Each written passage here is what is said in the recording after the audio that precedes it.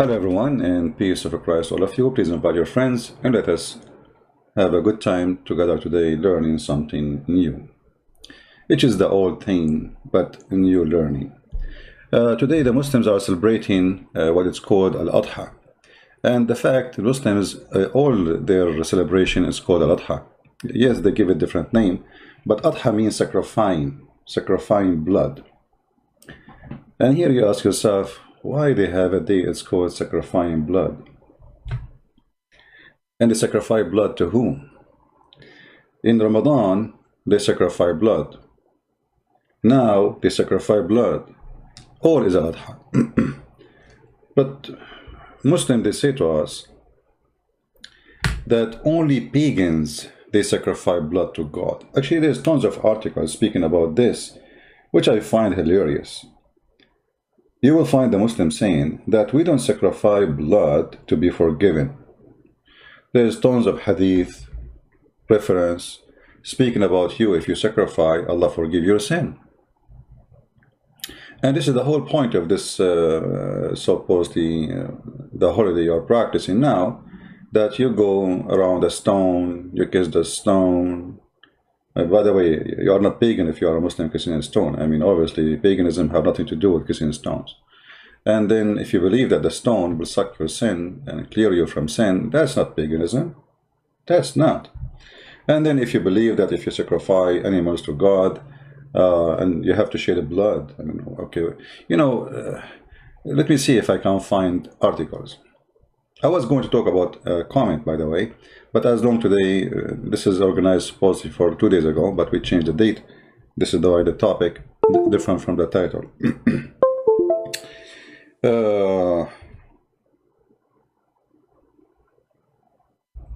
Okay, let's see. Just to show you how Muslims, they fabricate stories.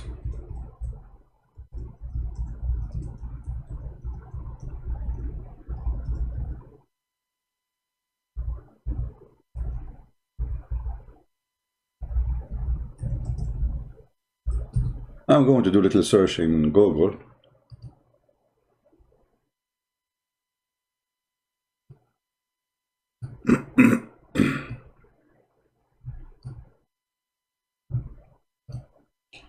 And I will open the first website appear in my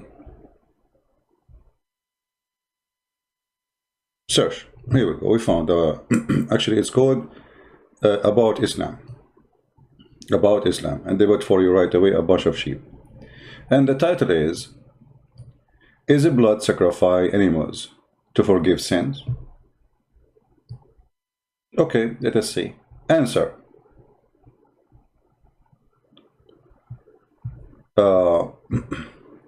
Muslims sacrifice animal to commemorate the event that happened to a prophet Abraham, peace be upon him.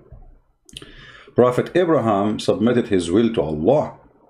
His son did too. When he was about to slaughter, all right, his son. Okay, and then the point of the whole event is not the animal itself, or its meat, or blood, but rather God. Okay, so they are saying the answer no, to make it simple. The answer, no. Who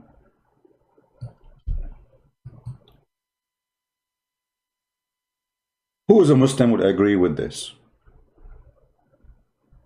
That the answer is no, it's just about Abraham. Anyone? Anyone?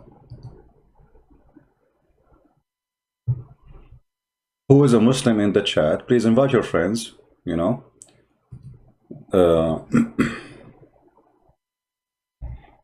If you are a Muslim,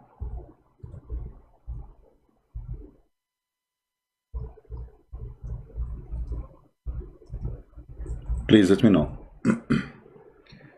You see, always in here on our channel, we say Muslims can call us for a very simple reason. Because we want you to hear the other side of the story. You know, like Muslims, they go on their channel and they start bashing Christianity and they fabricate tons of things. Here, we give a chance to the Muhammadan to prove himself against what we say. All right?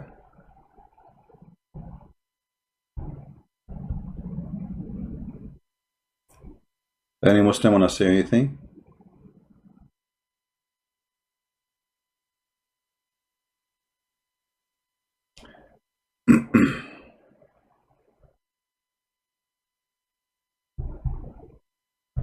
Anyone?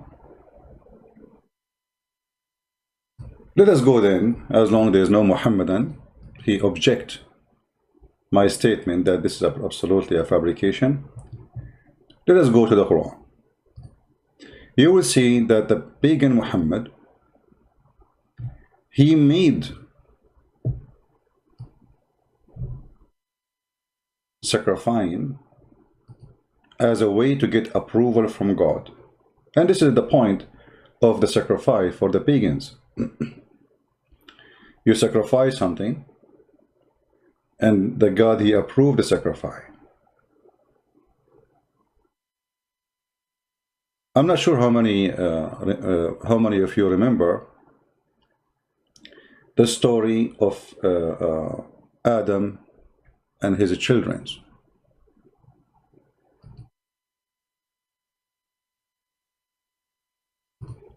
Many of those who live in Asia, where is the Muslim population, they hear the word Qurban. Qurban.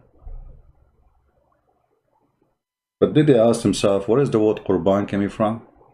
I mean, what Qurban? Qurban. Look how many times appear in the Quran.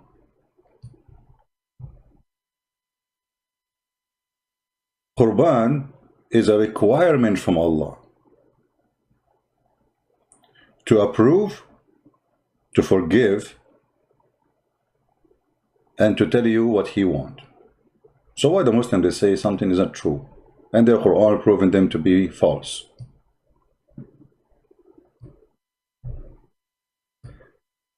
Let us read the story of Adam and his children, which I find that the story here is kind of hilarious. The Quran, as you know, is a book suffering from amputation. Legs are lost, arms are lost, the story is lost, and I think this is due to a huge number of the verses of the Quran being eaten by the goats, or which ate the Quran in the house of Aishah, or eaten by Muslims. Because if you read here, I mean, you tell me, what this story here have to do with this story here? Just the verse before it. This is about Moses and his people.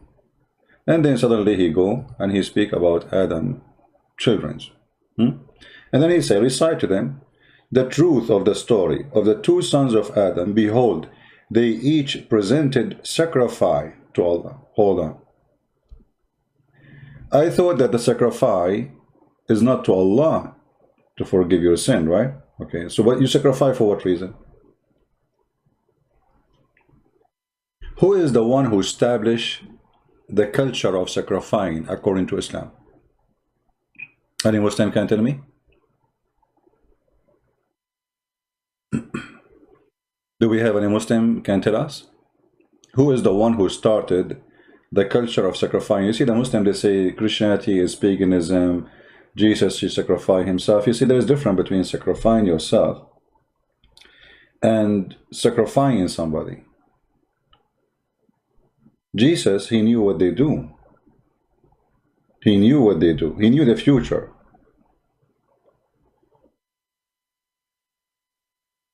And he did not change the future. And there is many reasons for that. Christ, he showed us his love. He showed us his bravery. He showed us he's not a coward like Aishah in the Quran who ran away, asked somebody else to die for him. He showed us that he will die for us. We don't need to die for him. He shows us that he is the opposite of every culture and every belief in the world, where you, as you say, You sacrifice your son to the God, but Jesus, he sacrificed himself to you. So it's the opposite of what pagan believe. But here we notice, I look not well. You are talking to me? Why do you see my face? Anyway, no, don't worry. I look very well. I just woke up from sleeping, and I have just little coffee in front of me. I look no well.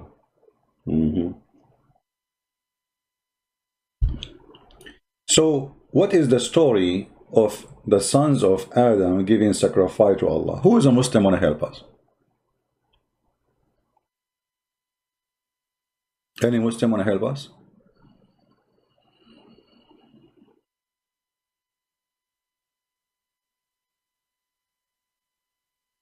Who is a Muslim? There's no way we have like all those hundreds of people listening, and there's not a single Muslim he can tell us what happened.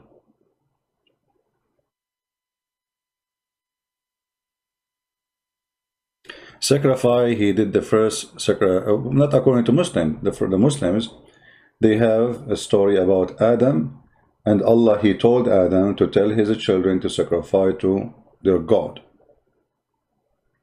And the story, by the way, it's super funny. If I tell you the story, what behind sacrifice of Adam, children's, you will not believe it. According to Muslims, Eve, the wife of Adam, she gave birth to 2 daughters. She used to give birth to twin each time. And then one twin, the daughter was, she have cross eyes.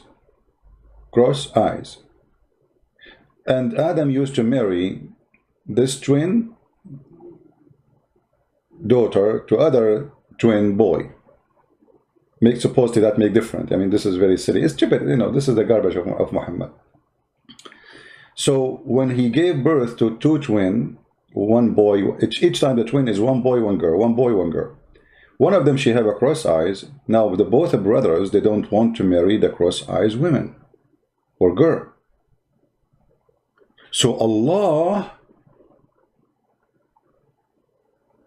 told Adam, tell each one of them to give me sacrifice. And the one who I accept sacrifice, he get the woman which was no eyes, cross eyes. True story. I mean, obviously, it's a genius, the one who come with this story.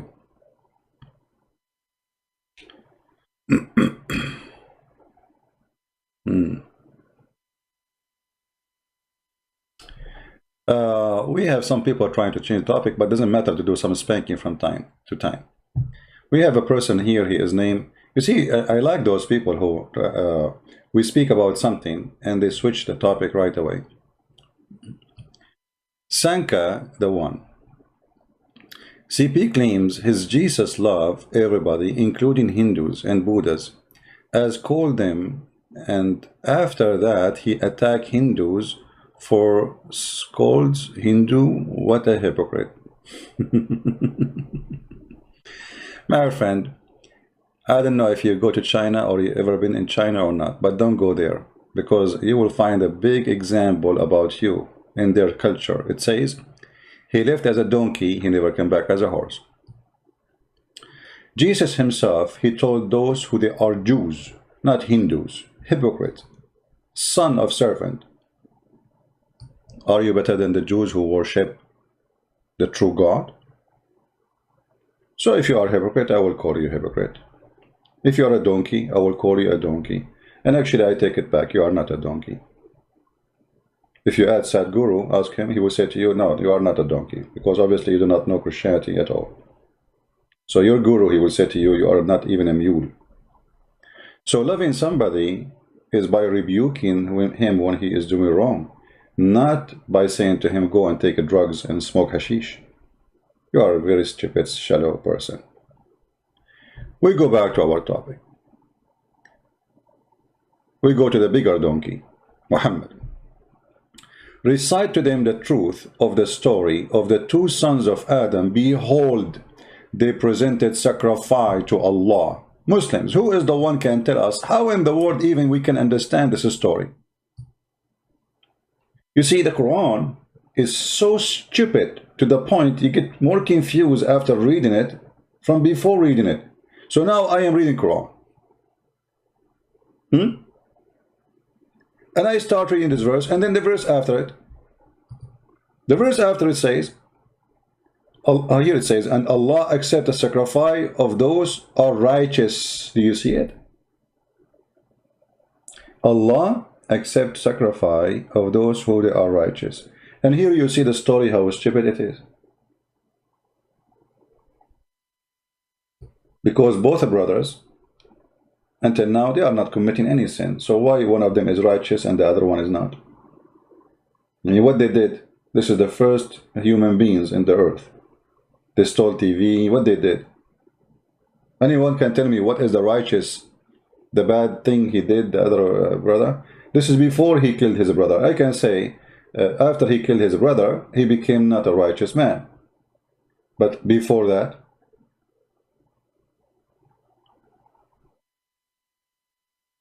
same time, we go to the second verse, we find that there is no story.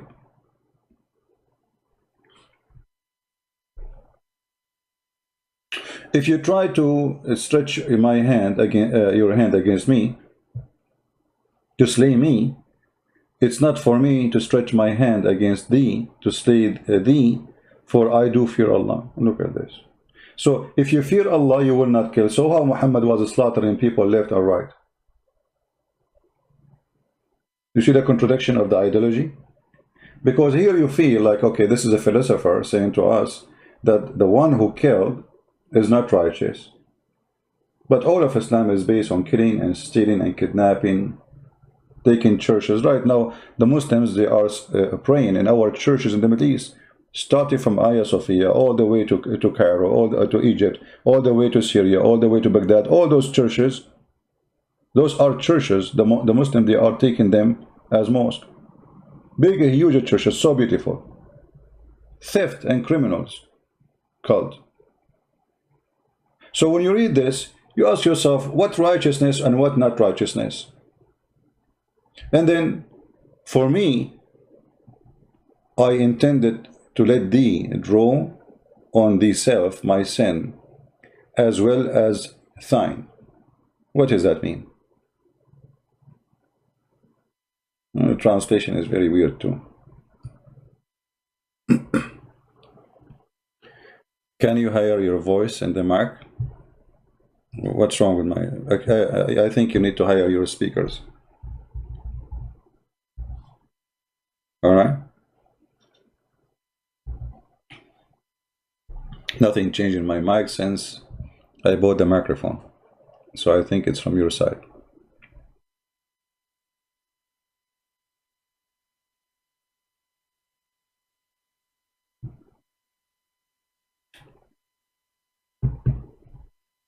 And don't please change my topic asking me to explain prophecy.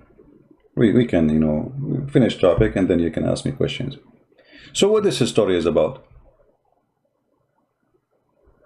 The story here proving to us that Islam is a fraud, because Allah, He will not approve anything you do unless you provide sacrifice, and Allah will accept the sacrifice from the righteous.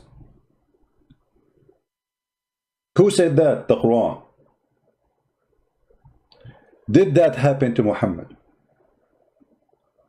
In other way, did the Arab and the Jews ask Muhammad, give sacrifice, as Allah said in the Quran? If you go right now, go to the yellow pages of Muhammad,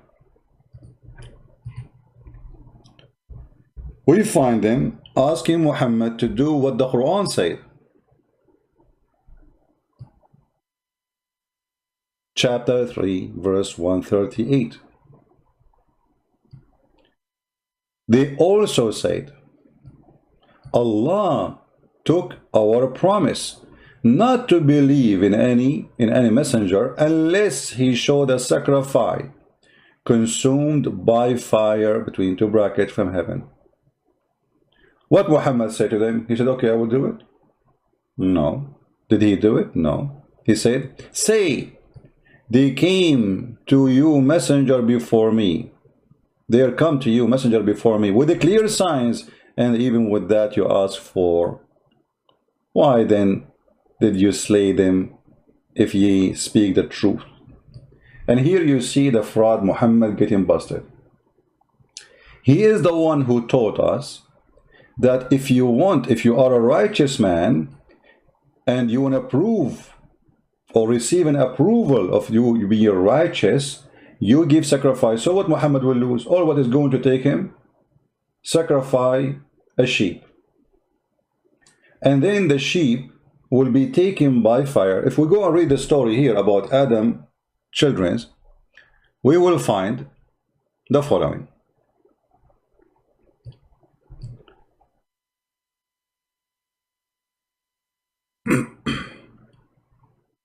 If any Muslim have anything to say, he object what we say, please let us know.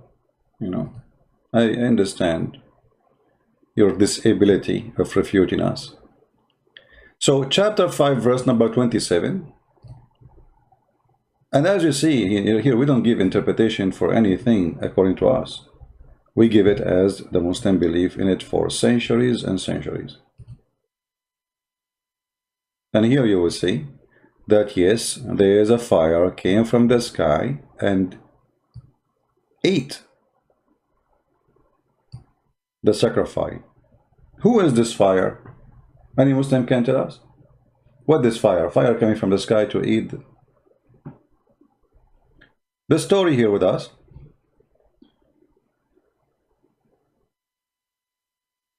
Exposing many things. Actually here the story doesn't show anything about the cross eyes. We need to read another interpretation to see what is behind the, where it says the cross eyes. So you need to search. Let us see. Maybe we can find it.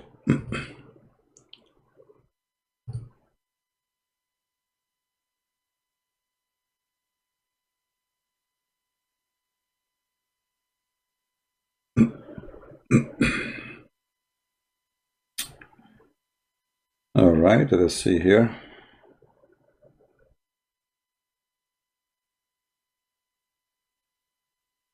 Here you see the Muslim, they try to make it nicer in the translation, but this is not the true story.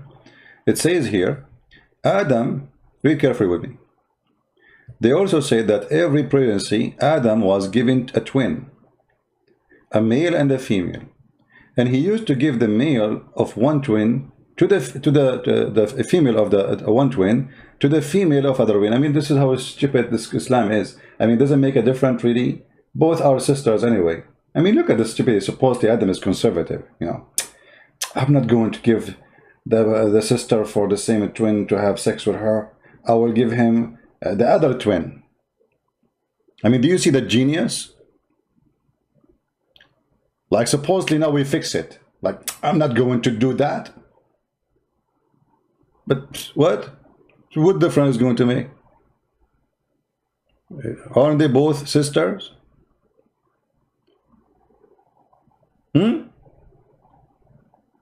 No, brother. Haram, brother.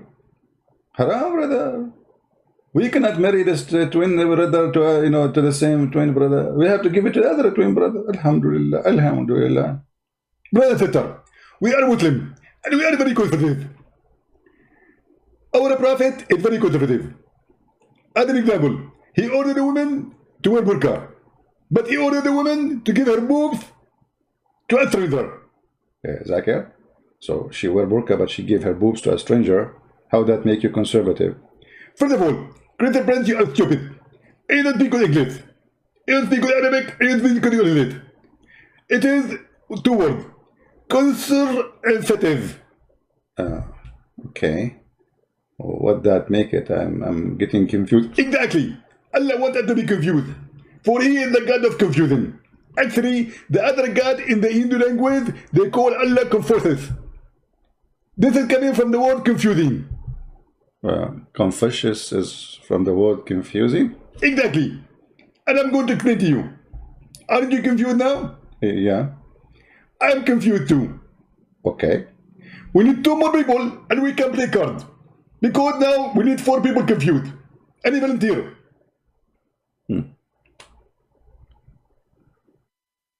Zakir Naik explained to us the philosophy of Allah.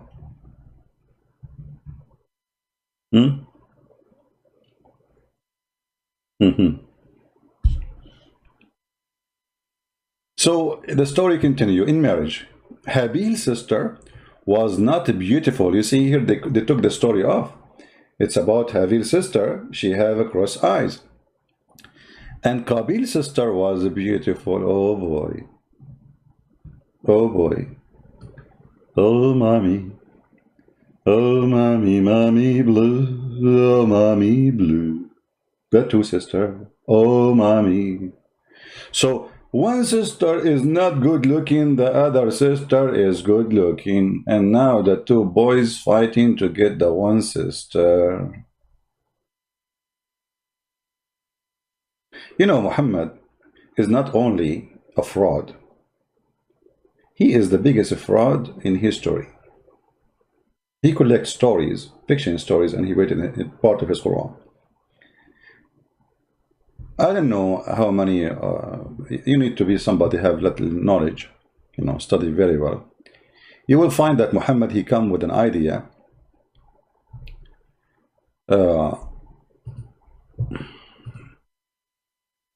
which is proving to us that he is a fraud.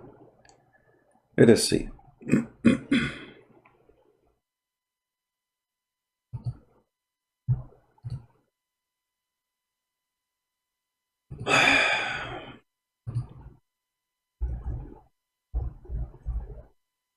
You know, Muhammad is the same as an idiot.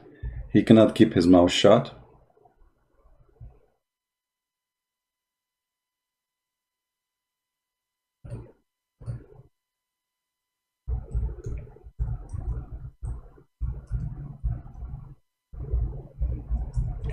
Let us find the hadith.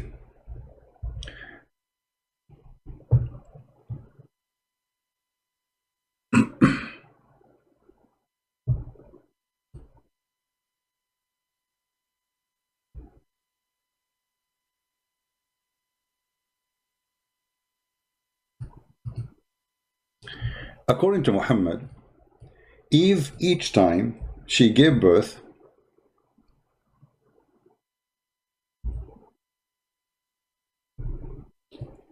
her son died. And the story I'm going to show you, it's proven to us that Muhammad is a big fraud. Comparing the story to the story in the Quran. Read carefully. The Prophet SAWSAOOOOMG Mercedes-Benz, he said, when Hawa is Eve.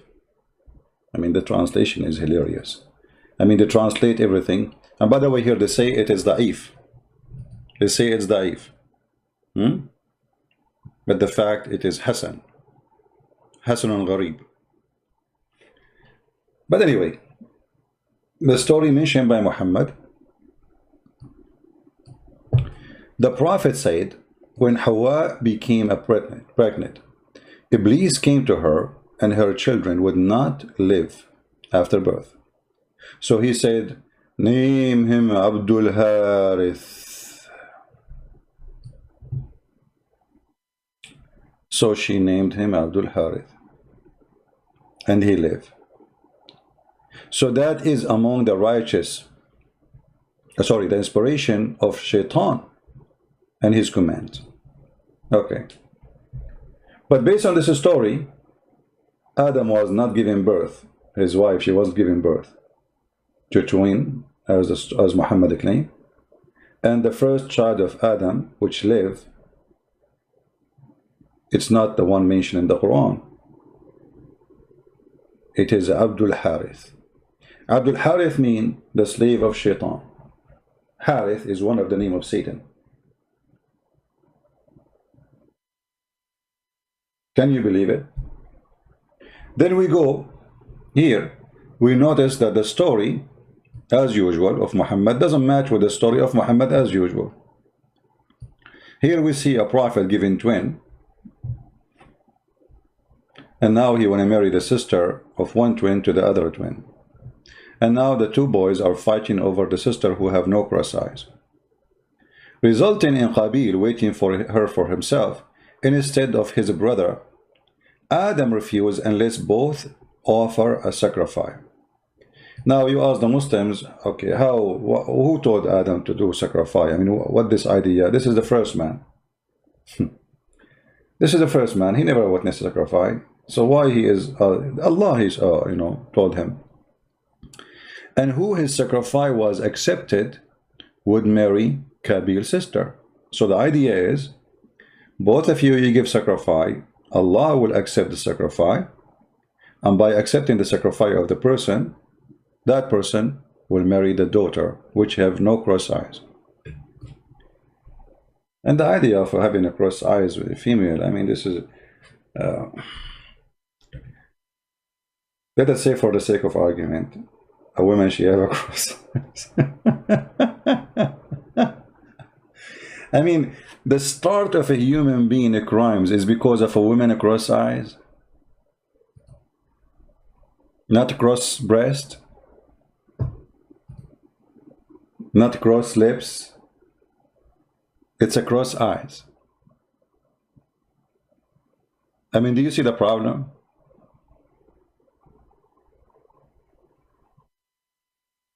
If we ask Zakir Naik, Zakir, what do you say about this story? Zakir Naik, for sure, he will be so excited. He say, no. He said, "Cross your breath. Be honest.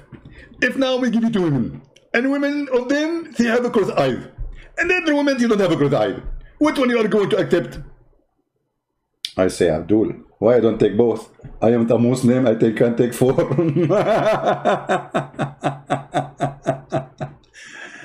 Oh boy, stupidity is amazing. Why we have only 935 people?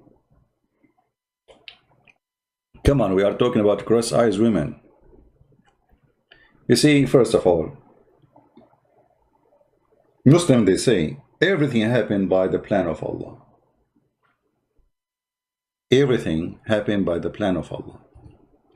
Even when you commit adultery,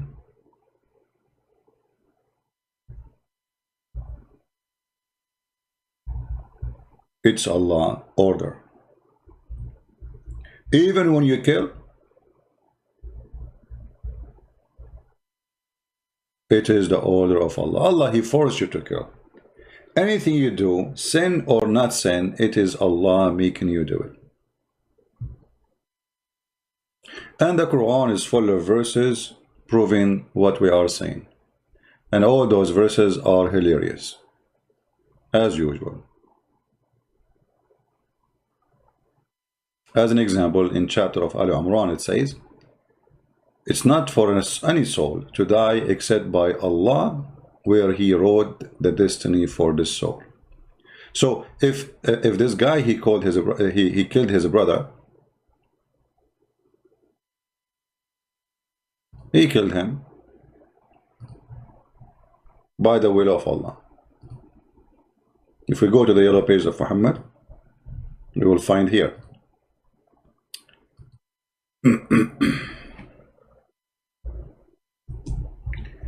Let us find the verse.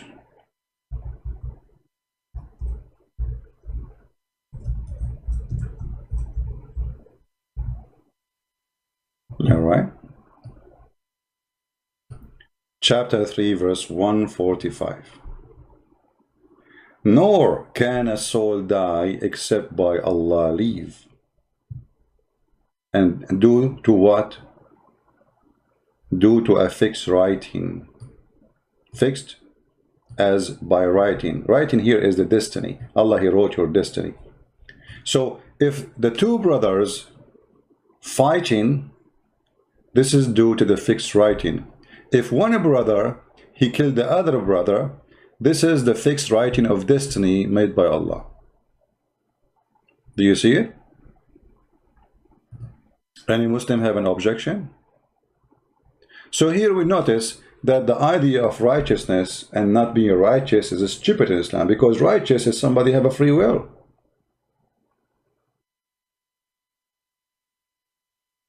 Do you understand me, guys?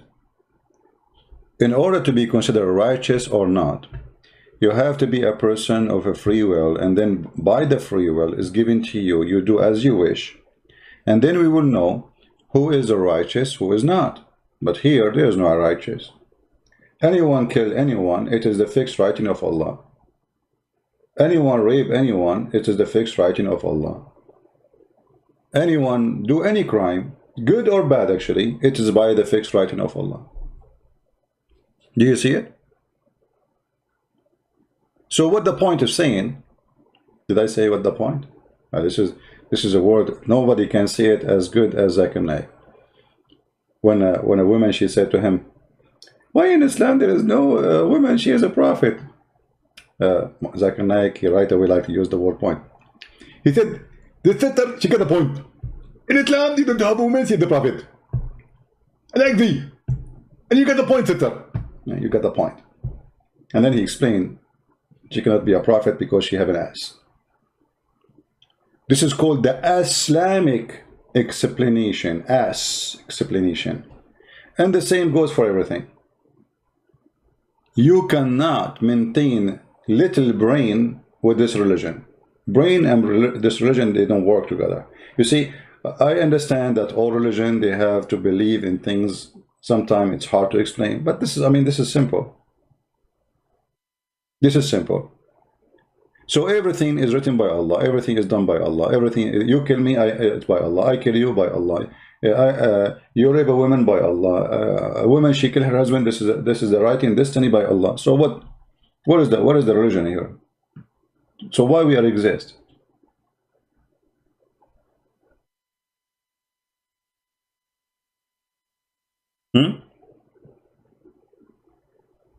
Yeah, fixed by writing. Because, you know, according to Islam, Muslim, they believe one of the most important belief in Islam is to believe in Al-Qadr, the destiny. And the Muslim, they try to defend themselves with this destiny, stupid things, but they can play the game, say, oh no, yes, Allah, He wrote a destiny for us, but we have a free will. Muslims don't have a free will, and we can prove it easy.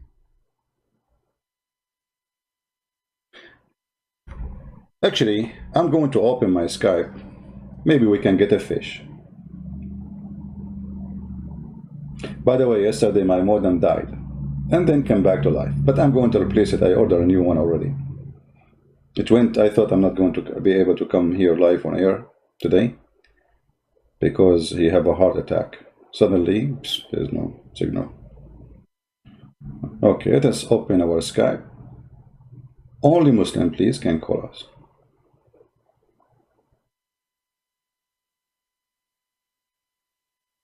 Only what? Only Muslim, please.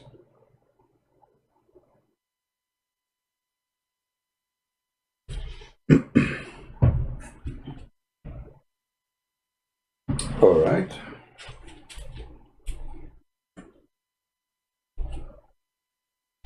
We are in Skype.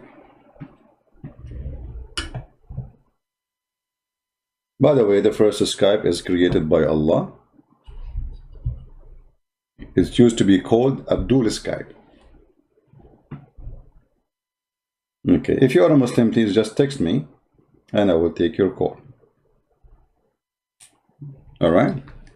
Just text me. Don't call, just text. So we don't have many people calling at the same time.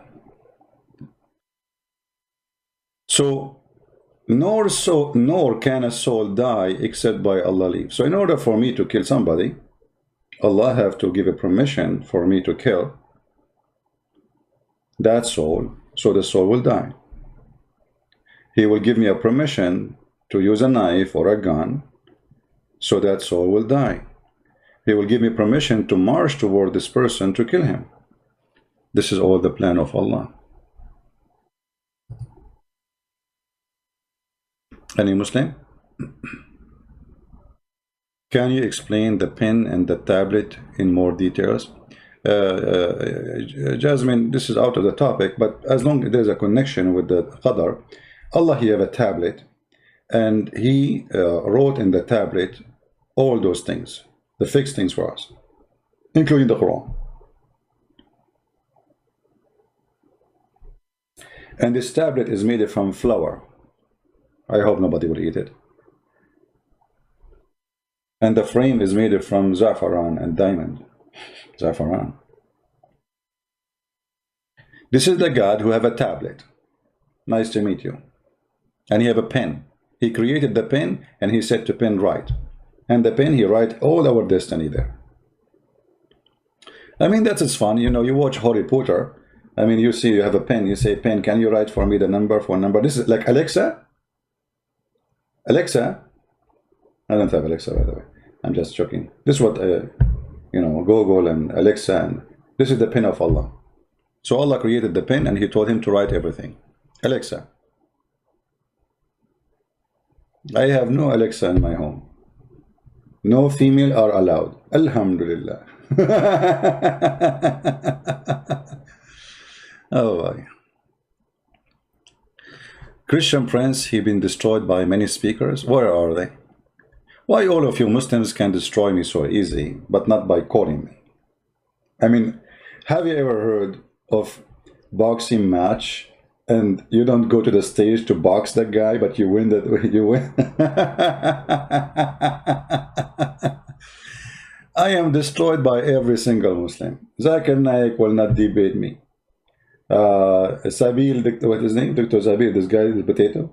And this Christian Prince, he said I did debate him, but I did not debate him. It's not me.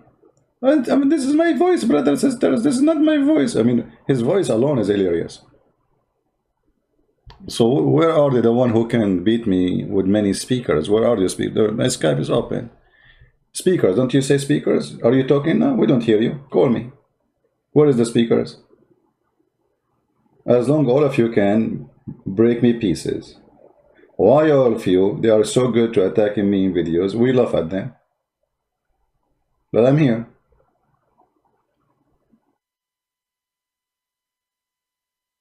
All right? Anyway, so if you go in the book of Hadith, which it is the laundry of Muhammad, all the laundry of Muhammad, his underwear, diapers, you can find it in both Hadith and Quran. But Hadith is hilarious. So if you go in the Hadith, you will see that even an infant, he died. Aishah, she thought that this infant will go to heaven because he did not reach the age of evil or doing evil.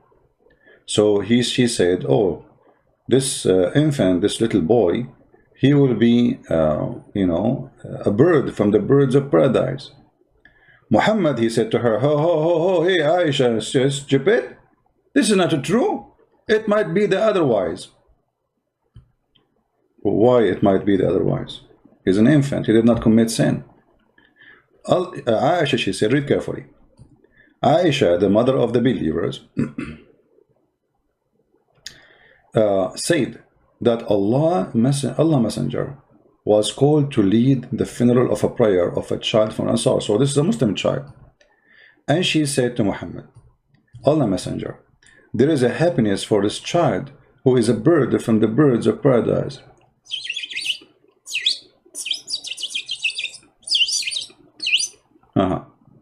So Aisha, she thinks that this child now is a bird in the paradise, singing. For it commit no sin, nor has reached the age when one can commit sin. He then said, Aisha, peradventure Aisha, stupid idiot, it may the otherwise, it might be the otherwise, hello? Do you see it? It might be the otherwise. How that can be?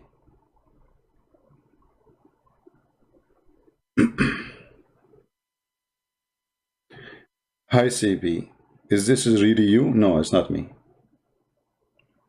Guys, please, if you are a Muslim, only text me. Is that really you?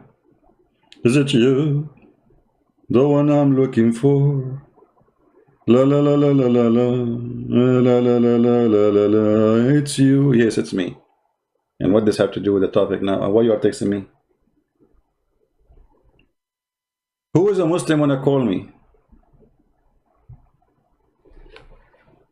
How a child he did not commit sin will go to hell? Why it might be the otherwise? Isn't you Muslim? You say every child is born as a Muslim.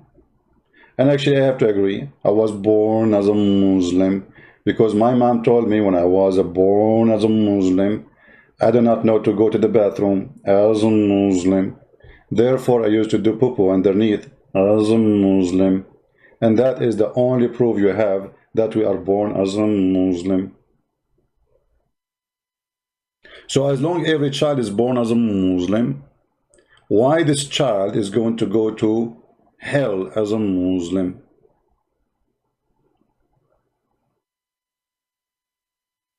Anyone?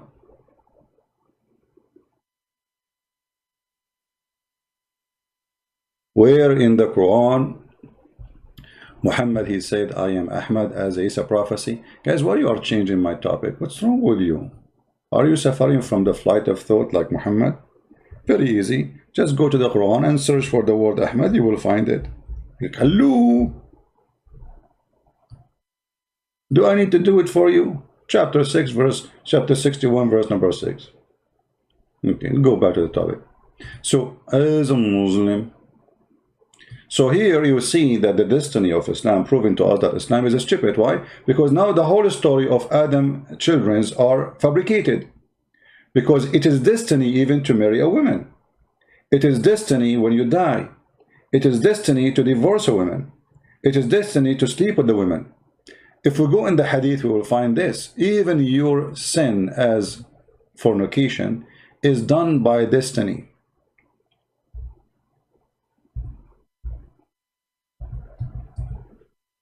Read carefully. This is the fool Muhammad speaking. I have nothing to do with him. Trust me, we both are Arab, but we are not relatives. Verily Allah has fixed the very portion of adultery which a man will indulge in. I like the word indulge. First time I learned it actually here. I don't know if I'm saying it correctly. Indulge. May Allah indulge you. Fixed very portion of adultery which a man will indulge in, and which he of necessity must commit. Do you see the word necessity must commit? Do you see it? So how you Muslim you say fornication is a sin? Allah will punish you for it. I mean, this is the most stupid garbage religion. So you force me to commit sin.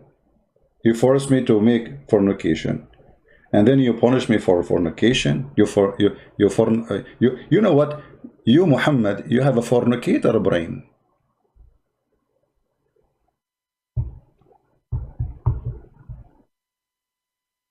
Where is the hadith where Allah says, Muhammad say that Allah says, wrote the names of the one of the women he will sleep with her? No, he did not say that. The hadith is not as you said. The hadith says it's written in her vagina the names of the one who will if her.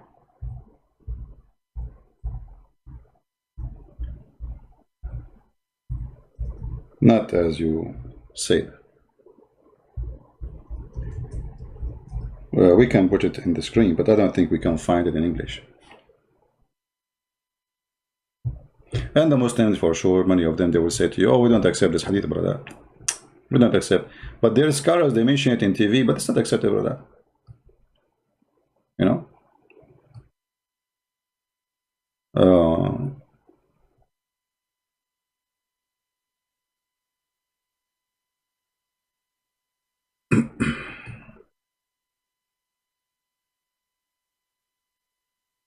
Let us see.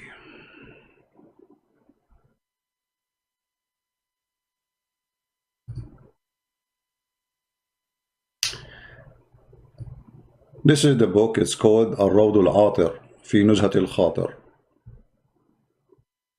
Where it says, it's written, actually if I translate for you this, our program will turn into a sexual program. I cannot really translate. I don't know, should I translate? Guys, what do you think? Should I translate? I mean, this is really horrible. Oh boy. I will use Google Translation. But I don't want to change the topic. Why you are doing this to me, guys? Maybe we should make a special program for this.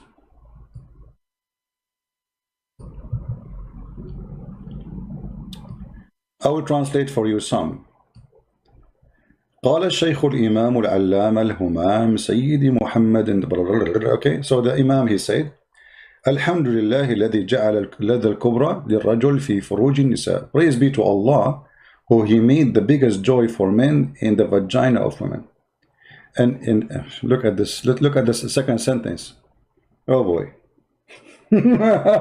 Unbelievable.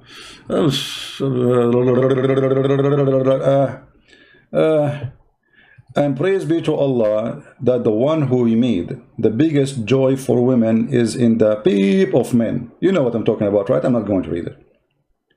And the vagina will not be comfortable unless and have peace, unless that peep, enter into that peep, So, and then if they connected, the nikah happened.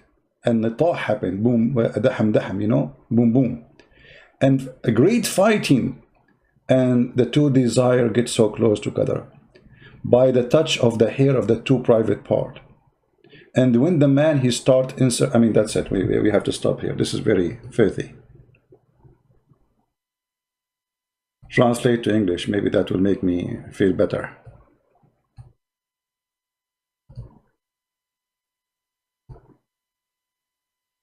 Okay, I don't know if you can see. Praise be the God, the one who made the great pleasure for the men. In the women chicken, the Google translation translate the women vagina as a chicken. And he made it for the women by air. Air in Arabic, by the way, is the penis. Air, you see, that the translation did not translate the word. So, and the air, unless inserted into the vagina. It doesn't change the topic. That's going out of control. All right. Thank you, Mohammedans. So anyway, the hadith is there, and Muslims, they try to say this is not true, and but they teach it in their schools and they preach it, but it's embarrassing. So they have to get rid of it. All right. Let us go back to the topic, because this is going out of control, out of hand. Oh boy. Oh, mommy. Oh, mommy, mommy blue. Oh, mommy blue. Let us get the spray, like when somebody, those in the movie, they smoke or take a drugs or do something, they have a spray. Like, where is the spray? Where is the spray? We said nothing. We said nothing. We need a spray. We need a spray for this. It's so filthy, this cult, to the point you need a lot of spray. Now, we go back to the topic. Destiny. It is destiny to make sacrifice. It is destiny to be a Muslim. It is destiny to be a Christian. It is destiny to be a fornicator. It is destiny to be a killer. It is destiny to be a thief. So why we punish for anything we do if it's all destiny?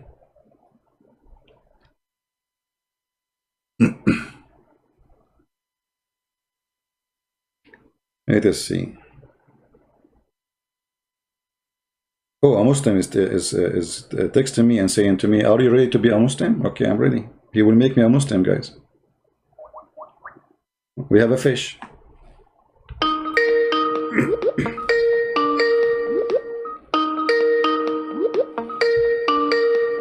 Answer, Mr. Are you ready to be a Muslim? The fish is not answering.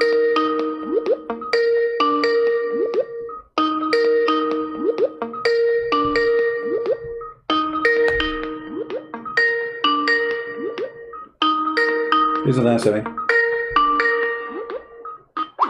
Coward. Are you ready to be a Muslim? Are you ready to be a Muslim? Hey, I'm ready to be a Muslim. Are you? Potato.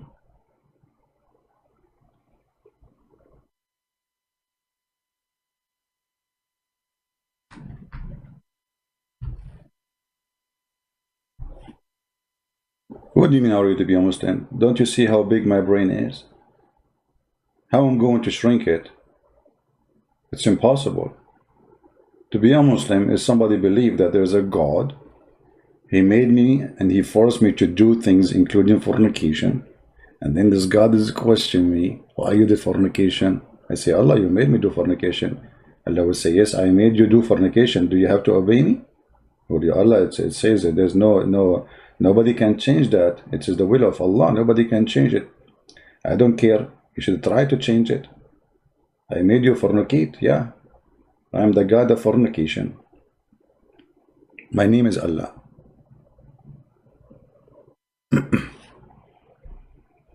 Yeah, if you didn't, you know, Abdul, if you don't call me,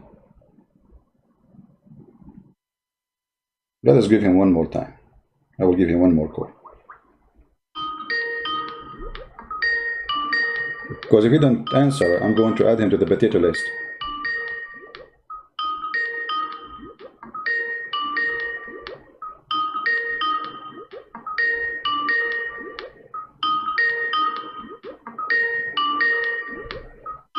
Okay, we add you to the potato list. Forget. I have potato list, you know, black people, you know, potato. That's it.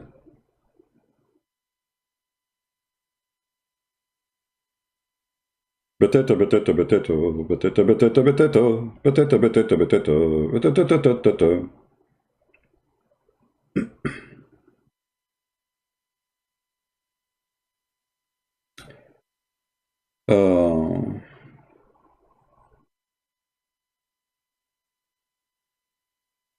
If you have a question, don't send me a question in Skype. Send me your question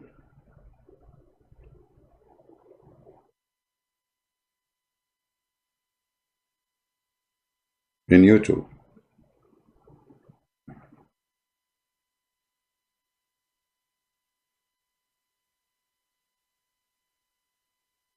Any Mohammedan.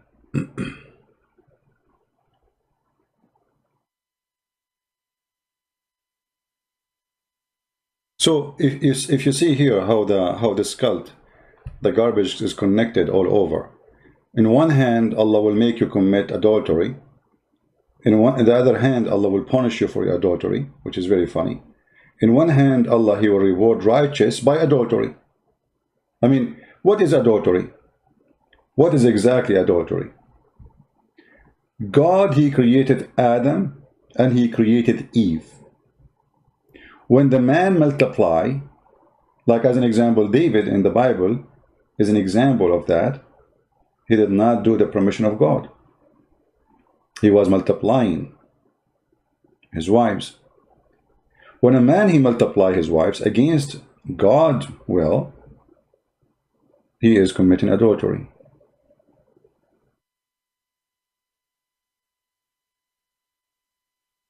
God created Adam and one Eve. So how does religion end? With many Eves, to the point you will have tens of thousands of them in the heaven of Allah.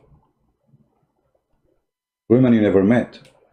So as you see from the book we were reading, very filthy, things turn into sexual, like those, you know, there's some movies about Kama Sutra, you know, Kama Sutra.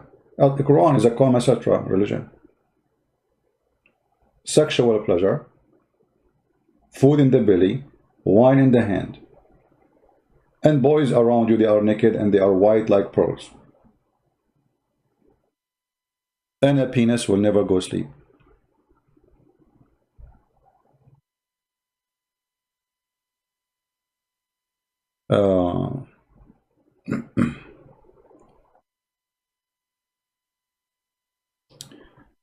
Debate somebody, his name Kidi Muslim. Kidi Muslim. Why he don't text me as Kidi Muslim? Ask him to text me. I don't look for people name. But let me try to find him. Just for you. Because we are desperate looking for a fish.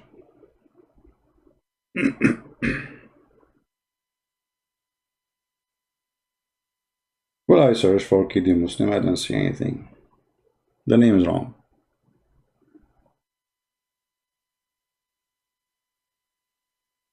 I have it correct in front of me in the screen. Kidi Muslim. I see nothing. Let him text me, my friend. All Muslims are hero, but they don't want to prove it. I'm here, I'm live, my Skype is open. There's no need for a drama.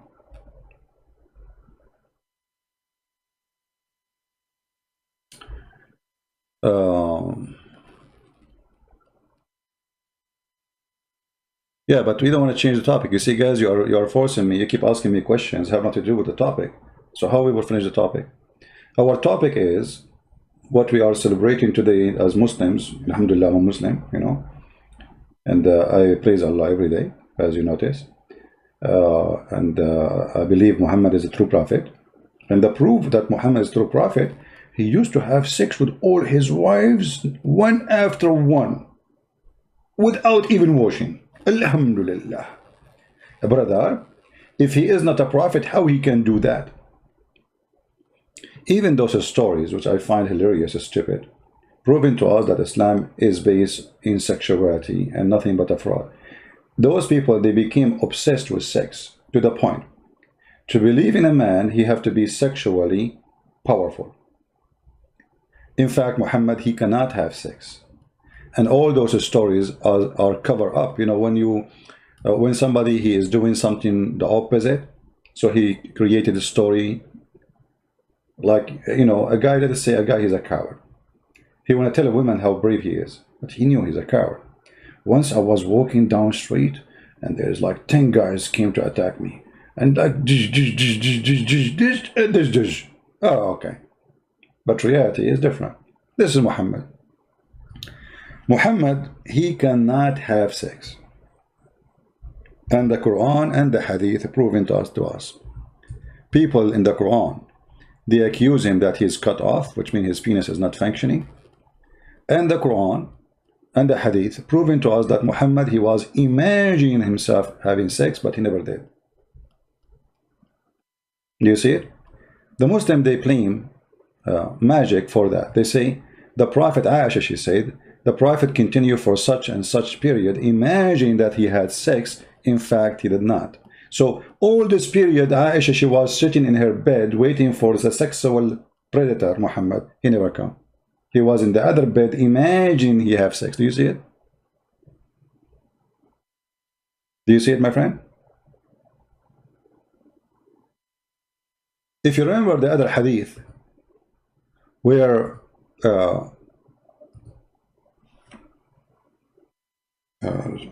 here it says, where a woman, she came to Muhammad and she told him she saw a wet dream. Salim. Salama told how Salim said, in Arabic mean mother. Mother.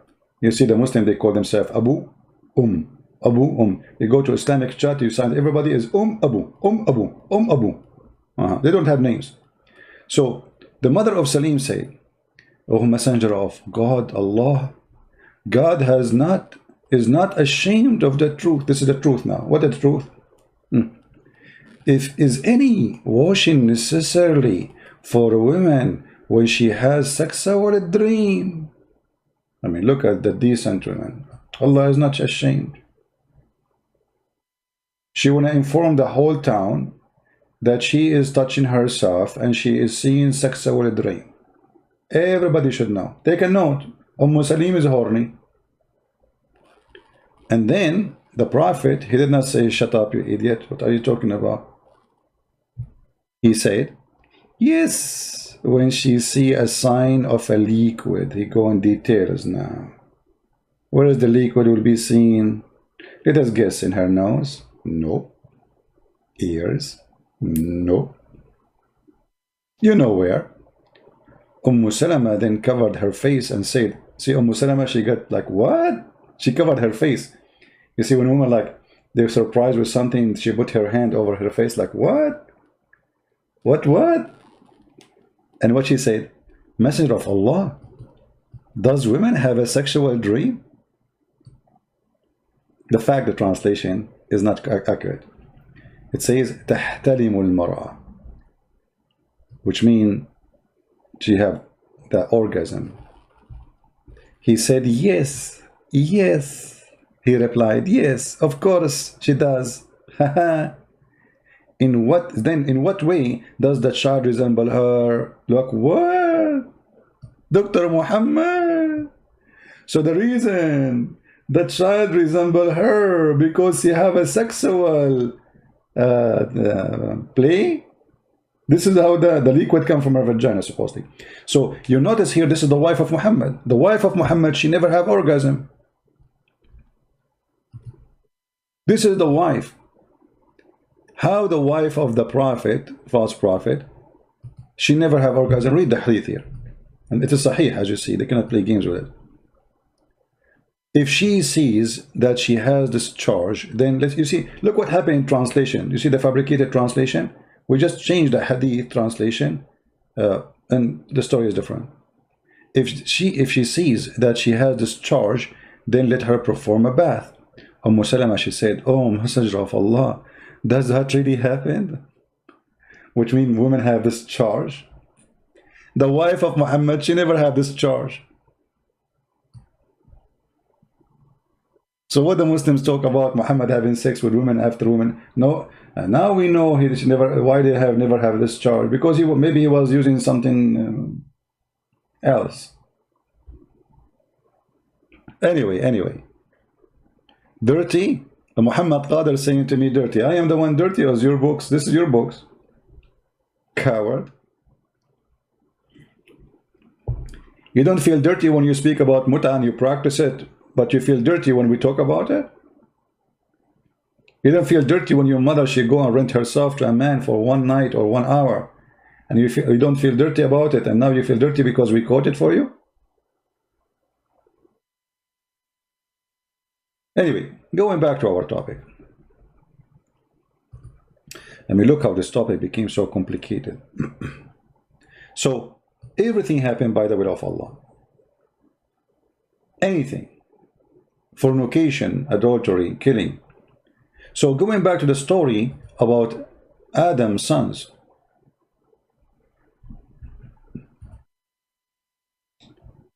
The sons of Adam,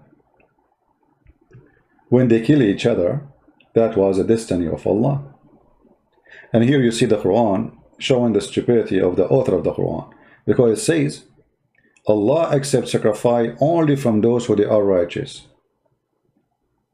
But who is the one who made them righteous or not righteous? Allah. So how you can call them righteous if you are the one? You see, if I am forcing you to be guilty, how you can be a person who is not righteous? You know what I mean? Same time, Allah established the concept of sacrifice to approve anyone. So why Muhammad did not do as they asked him to do, as the Quran say? They said, Allah took our promise not to believe in any messenger unless he showed us a sacrifice consumed by fire. And this is exactly what happened according to Muhammad. When the sacrifice was given by the children of Adam, Allah, he sent fire from heaven, and the fire ate the sacrifice. How come Muhammad, he established a rule? Allah, he established a rule that anyone you want to see if I approve him or not, he have to give a sacrifice, and then I will send a fire from heaven. Read carefully. This is Tafsir al-Jalalain, and this is the Quran, chapter 5, verse number 27. And recite to them, Muhammad. And here, by the way, the word recite, it's very stupid. Why? Because watli alayhim, recite for them the story of Adam. That's mean Muhammad, he knew the story, he knew the verse from before, but he just received it. Because you don't say the word recite, and you see even the Muslims saying the word recite in the translation. You don't say to somebody recite if something he never heard of yet. Recitation have to be from the memory of something already you know. So how you say to him recite? The guy, he just heard the story from you. So the story continue here saying, to them, to your people, the story of and the tale of the two sons of Adam and Abel and Cain, truthfully, بالحق, which means by the truth.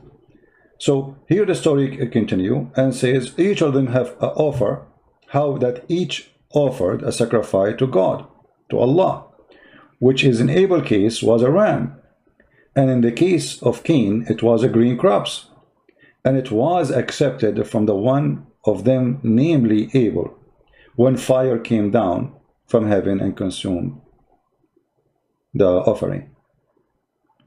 So what is the sign of accepting a righteous man according to the Quran?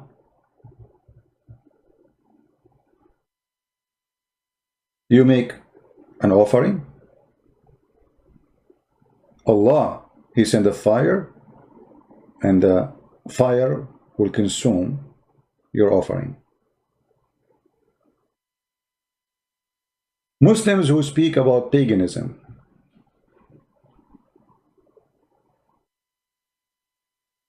who have a comment?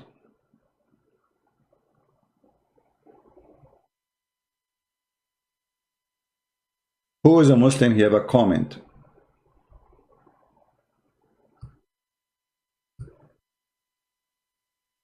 Qurban.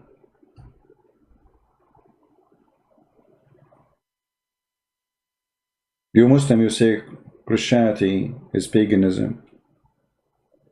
They crucified Jesus, which is stupid of you to say, because we did not take Jesus, put him in the cross. It's not me. We Christians, we love the Messiah. We did not sacrifice him to be forgiven. Sacrificing we are talking about, it's you, the believer, putting someone as a sacrifice so God will forgive you. Right? This is what you do. Or God will accept you. For us, the Jews arrested Jesus, by, for sure the Roman, by the order of the Jews. And they took him to court. And in the court, they prove him no guilt on him. Yet still they want to crucify him. Here you see, it's not Jesus walking to the cross. Even Jesus himself, he did not say, hey, come crucify me. Come here, I want to be crucified. So they change the details of the story and the meaning of the story to make it look something else. And this is always what Islam is about, fabrication. Here we see that the first one who established sacrificing of a blood is Allah.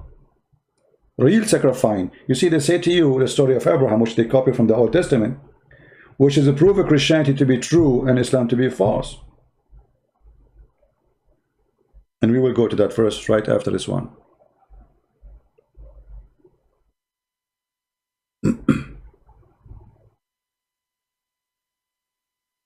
Muslim Piopar, he is saying, Mr. Genius, what are you talking about? Recite. This is Abbas. He is delivering pizza now, and he is, making a statement. Abbas is the same as the Prophet. When he make a statement, he make a poo-poo. What are you talking about? Recite is the same. What are you talking about? Recite is similar to singing. Okay. This is your dictionary, idiot. And you speak English better than me. You are a certified donkey. Recite or declaim a poem, a message from the memory before the audience. Do you see it's coming from where? It is something you recite from the memory. So who is the genius here? So in order to recite it, it has to be in your memory already. You're an idiot. And the funny, you speak English better than me. I mean, I don't know, maybe you spent all your life in England. I don't know if you are born there. I am just an immigrant who have a few years of speaking English. This is what recite means. You recite something is already in your memory. Right? Somebody says, if we came from God, aren't we all God? I don't know what do you mean by that, but let us say, if you are speaking metaphorically, we can say, the Bible says, all of you are gods, you know, because the Bible says, be holy like your Father. Be holy like your Father. But does that make us really God? No. It's a metaphorical statement that being holy is a statement or an order or a project to work in, but we are not God. God, the word God, if you speak about the one who we mean as God, is the one who's called Almighty, who can do what nobody can do. As simple as that. God always is measured by two things. His ability is why he's called Almighty, and how decent and amazing he is as ethic. That makes the person we worship the God. Now we go back to that topic. I hope Abbas will buy some Vaseline because he have a lot of fingerprints from my hand over his bum. So here you see, they said to him, it's also, they said, Allah took up our promise not to believe in any messenger unless he showed us a sacrifice consumed by fire. You see, the verse here does not say, oh no, this is not true. This is not true. No. Look what he said. Say, this is the answer now. Muhammad having a debate now. There come to you messenger before me with the clear signs, and even with that you ask for. But the Jews, they believe in the messengers before. So why you are saying they don't believe? And as long Allah is the one who set the righteous rule, who is righteous, who is accepted by Allah, as we showed you in the other verse, why you don't practice what you set as rule? The one who Allah accepts his sacrifice is the one who Allah he approves. So all what they're asking you for, show us that you are approved by Allah. All what you need to do, bring a goat.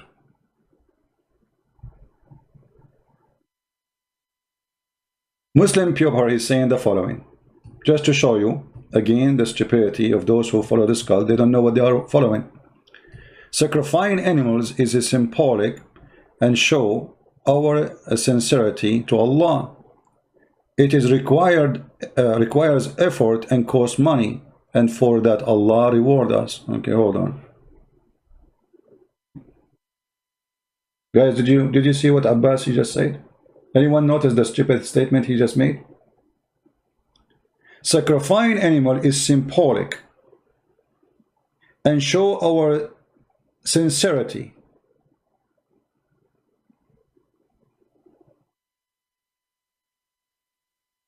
Thank you. If this is true, that means your prophet is a fraud. Why he did not show sincerity when they asked him to show it?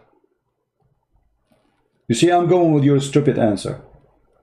And your stupid answer is getting your prophet busted. They asked him, they said to him, Allah took our promise not to believe in any messenger unless he show us a sacrifice, as you call it, sincerity.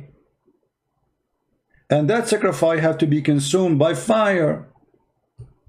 Why he did not do that? I mean, even that is hard to do. Muhammad, he cannot take one sheep from the sheep he owned and sacrifice it and show them that he is a prophet. How hard it is. They did not ask him to make the water gold. They did not ask him to move mountains. They did not ask him to bring the dead to life. They did not ask him to make the blind see. All what they asked him, sacrifice an animal. And you are the one who said, this is something we do to show our sincerity. It's an offer. Do it anyway. Show sincerity to Allah. What you will? How come Muhammad he is willing to sacrifice when it's not time, but when it's time he sacrifice? All what is going to take to believe in him now is just to sacrifice an animal. Allah he will send the fire, and that's it. Bingo. The story is over. But because Muhammad is a fraud, he knew that Allah is not God. He knew nobody will come and consume the fire. He refused. Correct, guys? This is the real reason. And look, they cannot deny that this is true, what they are saying. Even the verse itself did not say, oh, this is not true. Allah did not say that. He agreed with them by ignoring what they said. He says, okay, well, there come to you messenger before me with the clear signs, and even with that you ask them for, okay, messengers before you come with a clear sign. That means all messengers, they have a clear sign. Where's your sign? How come you don't have any? And when the Muslims, they say the prophet, he have miracles, actually here prove that this is false. Muslim Pepper, he found that his answer is stupid, so now he's saying he was answering without knowing, without the topic.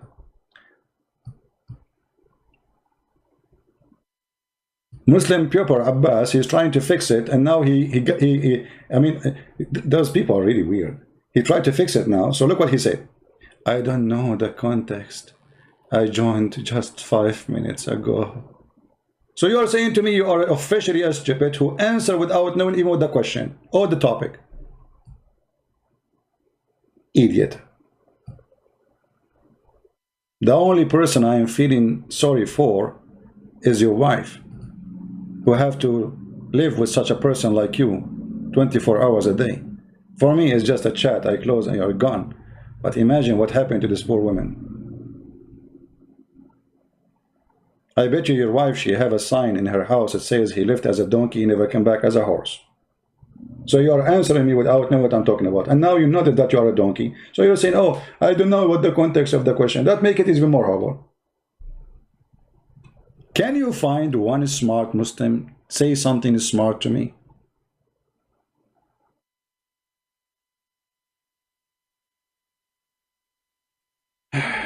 If you want to call me, you have to be a Muslim.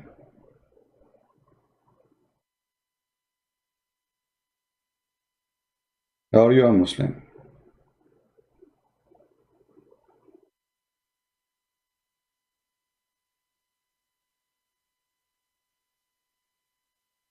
We have somebody saying, can I call? Let us ask him, are you a Muslim?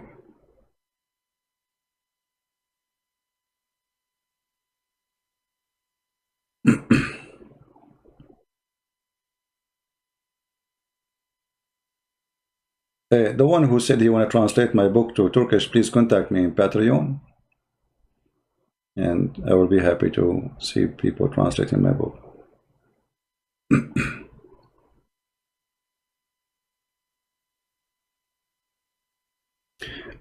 Here we have a person, his name is Mimi.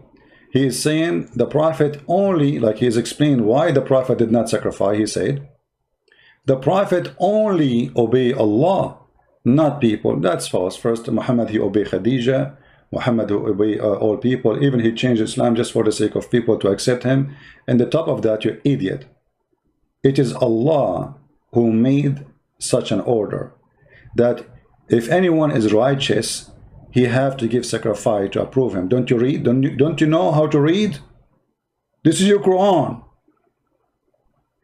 He obey Allah. Thank you very much. Why don't he obey Allah then? Allah said, present to me sacrifice, and the one I accept the sacrifice from him, that is the righteous one. So as long Muhammad, he obey only Allah. Well, Allah, he said that. Make an offer. And the same happened to Abraham. In the story. No sound.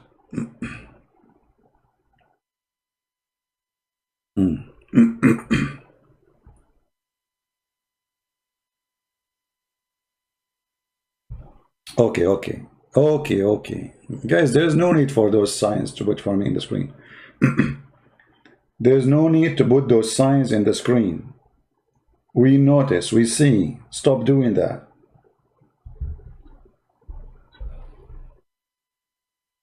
If you are a person who put those signs in the street, in the chat, number one, now you learn that you have no patience. Number two, you are not thinking because you think you are the only one who notice. Number three, I don't know what you are doing. Like, can we change that? It's internet. Are you waiting for Allah to fix it? Have patience. What happened to you? I mean, a human being is amazing. In a second, everybody's going crazy. The circle, the circle. Is it enough one of them to give circle? No. Now we have to copy. All of us, we have to give the circle, all of us. Yeah, join the club. Yeah, let's put more circles. Because, you know, that will fix it. Weird. Hey, people.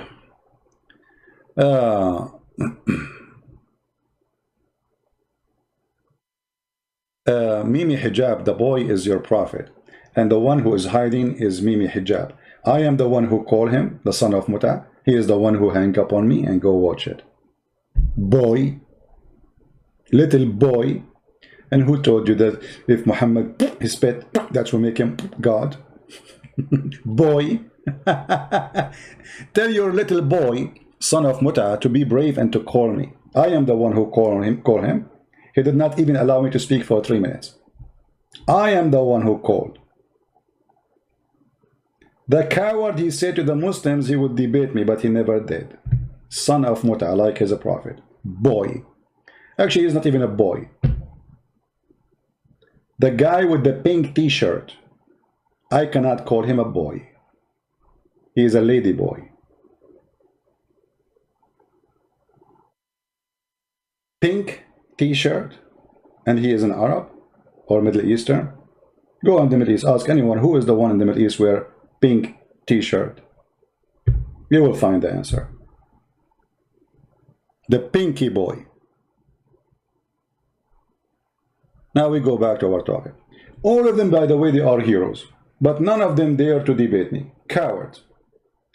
When this guy, he said that the Muslim he would debate me, he brought 7 people to his room. 7 people are with him. And they did editing for a video, and all of us, we got them busted with that recording. It was nothing but a fabrication. Liars, darling. This is an act of a boy who is terrified. He don't want to debate me. Play this part. Mute him. Hang up on him. Coward, son of Muta. Now, Allah took our promise not to believe in the messenger unless he showed us a sacrifice. If we go into the story of the story of Abraham, we will find Muhammad is getting busted again. So they cannot say they are following Abraham when they practiced today as called Eid al-Adha. Because they sacrifice Adha not only in this day, even in Ramadan. Ramadan is Adha too. Actually, in the month of Ramadan, they sacrifice way more animals than this month. Look at this.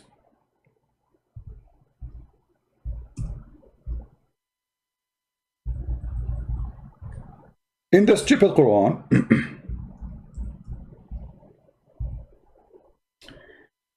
it says the following in chapter 37, verse 107. Muhammad, who claimed to be Abrahamic, but yet he cannot practice what Abraham practiced. They ask him in official challenge to do what Abraham did. Not to sacrifice his son. Muhammad don't have children, but to sacrifice a sheep.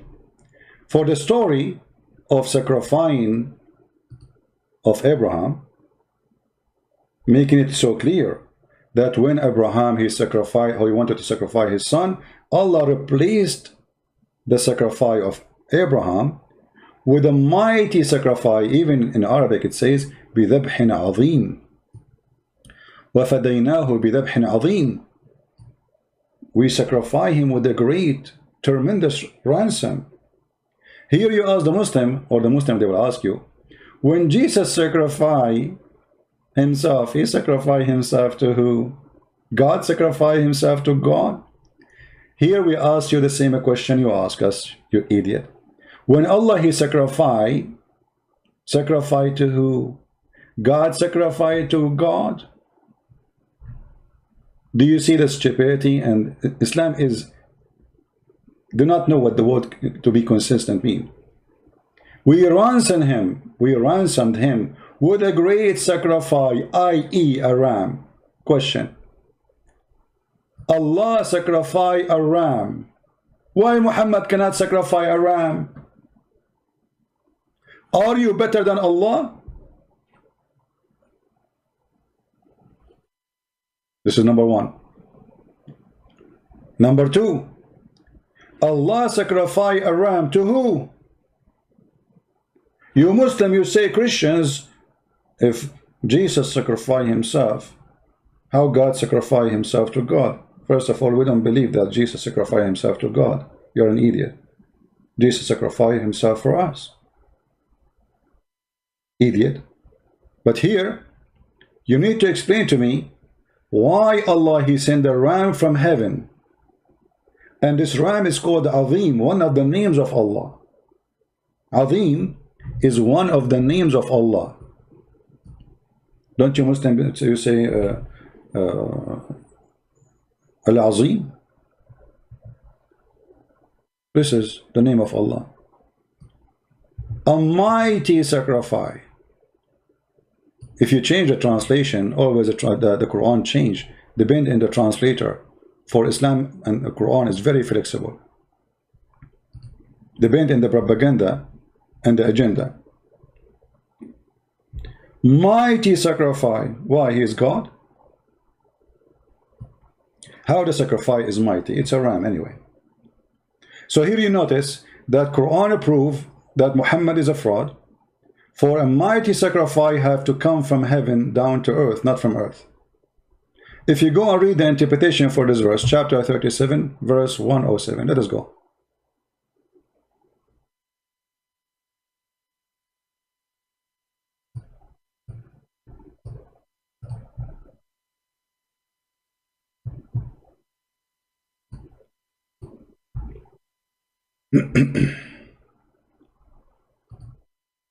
Do you see how easy to get Islam busted?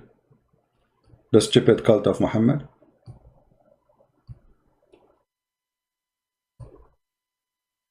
This is Tafsir al-Jalalain. We ransom him, the one whom he had been commanded to sacrifice. Namely, the Muslim, they say, look at the stupidity of this cult. Namely, Ishmael or Isaac. I mean, how confused this cult to know who is the one who was going to be sacrificed. Anyone knows why the Muslims are confused? Some scholars, they say it was Isaac. Some scholars, they say it was Ishmael.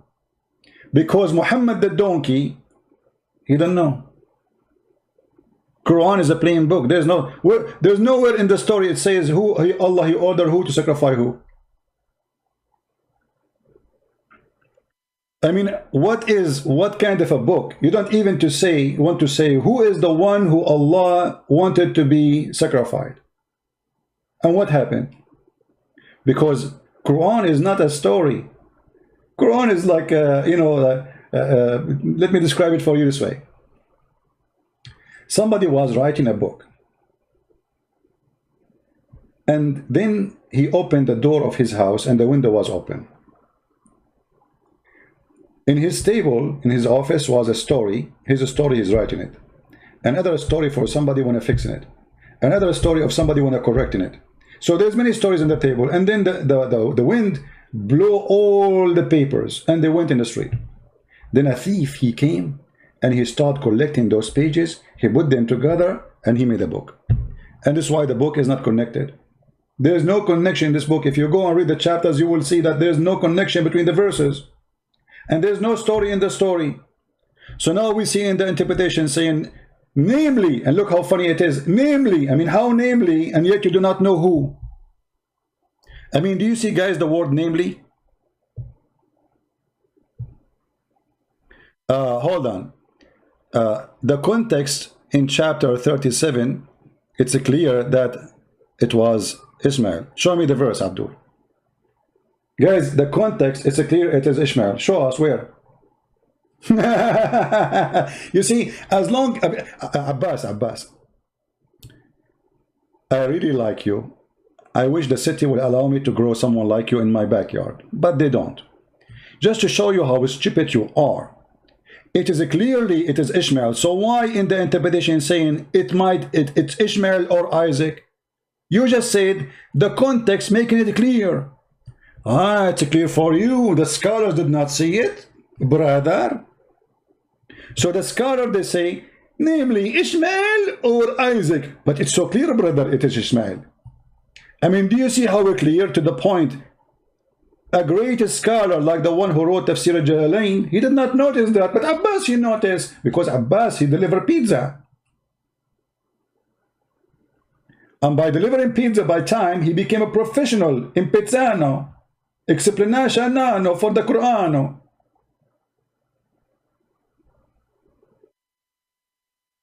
I mean, how many times a day I have to say stupidity is amazing?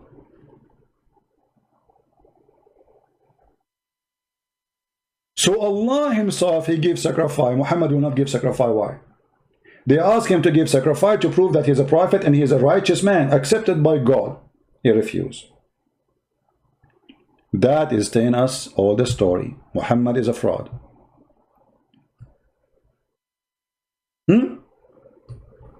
Why Muhammad did not get excited? Okay, say, okay, I'm going to give you sacrifice, so what a big deal? Huh? The same as Adam did, his children. The same as Abraham did, I will do the same.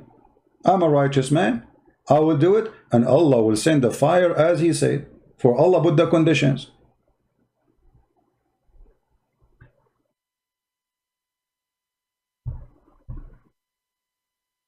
We have 1,200 people listening and not even one single Abdul calling us. Not a single Abdul. Look like we are short of Abdulism.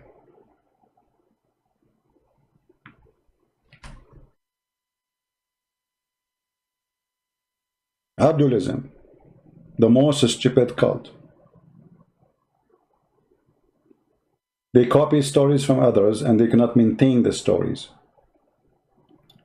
But if we go here, going back to the story of Abraham, as long Muslims today they're celebrating, but they claim that Abraham celebration, which is very funny. And guys, imagine, they celebrate this day after going around the Kaaba.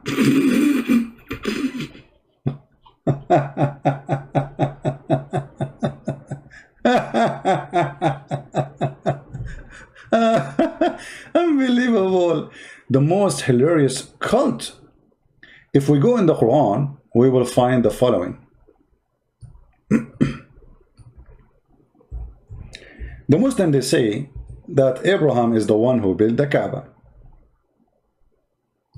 Correct? Abraham is the one who built the Kaaba. Okay. Ishmael, he helped Abraham in building the Kaaba. Okay. But the Quran said that nobody came to Mecca before Muhammad.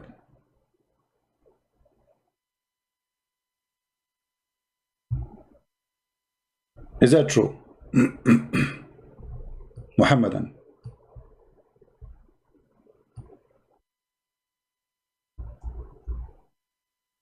Is that true?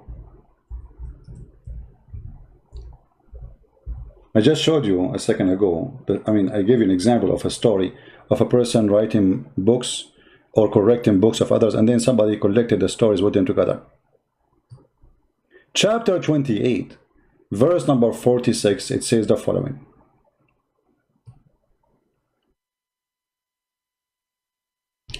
By the way, let us change the translation. Hold on.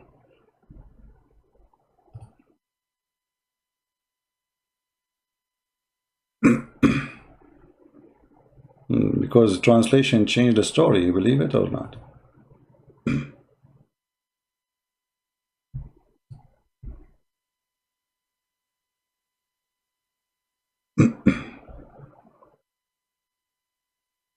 Any story when reading the Quran, you need to go and see all the translations, because you will see the translation change from place to place. In chapter 28, verse number 46 is speaking about the prophet who came to people who never before him a person came, using the same word, مَا أَتَاهُمْ مِنْ نَذِيرٍ مِنْ قَبْلِكَ. And then in chapter 32, it says the same statement.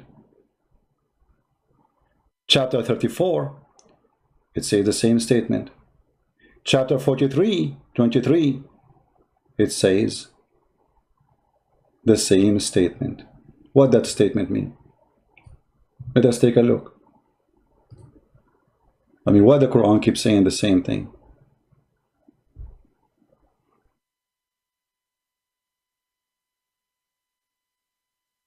Change the translation. I will do any translation you Mohammedan like.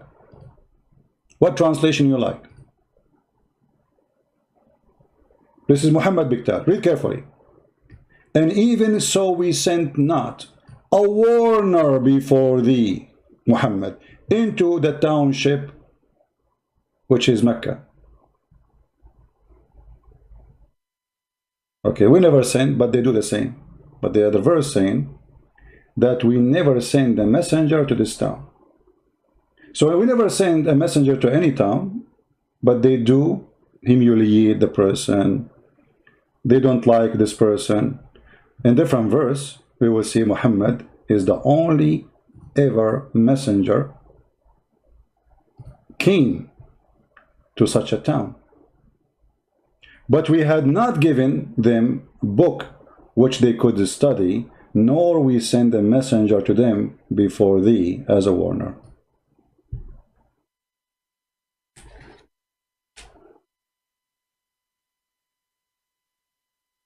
My friend, if you are a Muslim only, you can call me. Don't call me.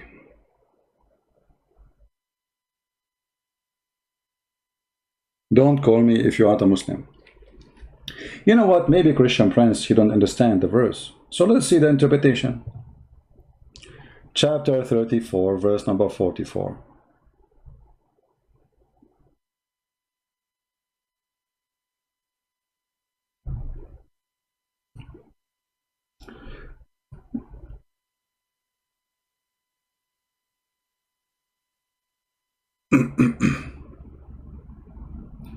Let us close some browsers. We have too many. Okay.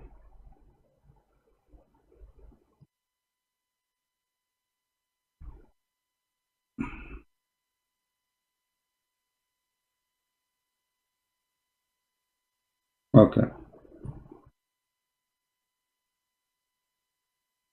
Any Muslim can explain to us what's happening? How we send no warner before you to them?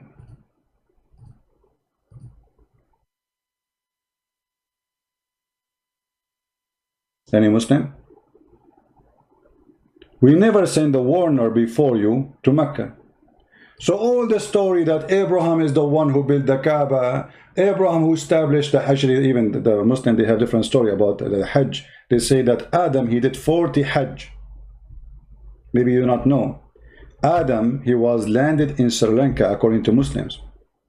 And this is a proof the roots of Islam. The root of Islam is Indian, Hindu roots. Every Muslim agree that Adam, he landed in India, specifically in Sri Lanka. And then how he went from Sri Lanka all the way to Mecca, nobody can, don't ask me. Because as you know, he have to cross the sea. This is the first man. He don't even have a donkey yet. He have to cross the sea. And then he go for thousands of kilometers. And he did Hajj 40 times to Mecca. And there was 40,000 angels waiting for Adam in the way to Mecca, or in the front of Mecca.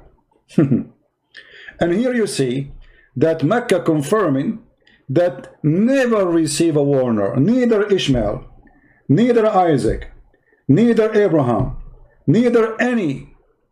So how Muhammad claimed that Abraham is the one who built the Kaaba, as the Quran says? Any Muslim?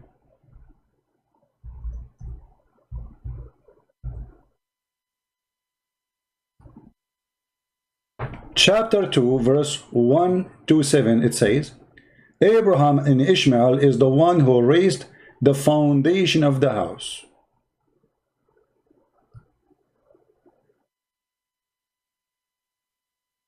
Do you see it? It's a clear contradiction. Abraham was there, Ishmael was there, and for Muslims, by the way, Ishmael is a prophet. So we have two prophets. So why the other verse saying nobody came to them before you, Muhammad?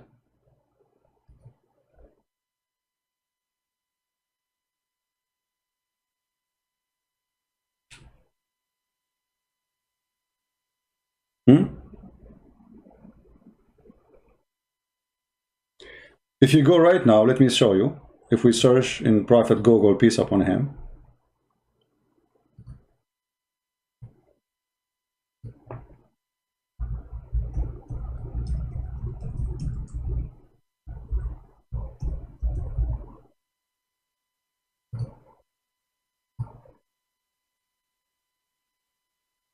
And by the way, here, this is why we can't take from Wikipedia anything. You have to check it out. Look what they say.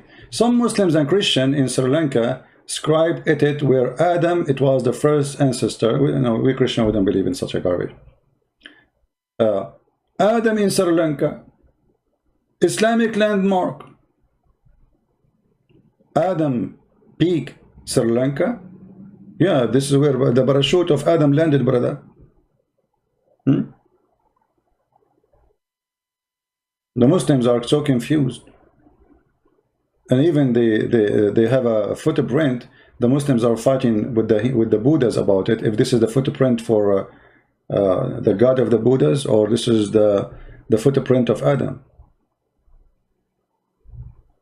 you know.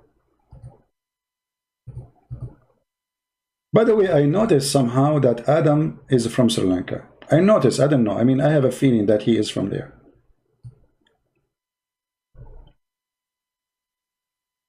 Look what the Muslim website says. This is footprint measuring 5.7 by 2.6 is believed to be the footprint of a prophet Adam. But this is a place for the Buddhas. The Muslims, as usual, they try to hijack anything. Brother, this is a footprint of Adam. Adam foot was so big. 5.7 is the foot of Adam. That explains why I cannot find shoes. My foot is like 6 foot something, you know. Only, brother.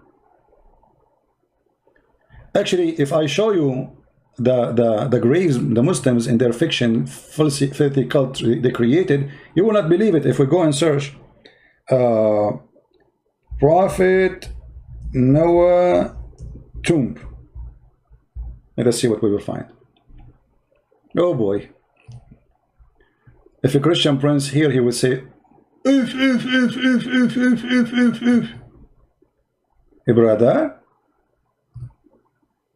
A brother,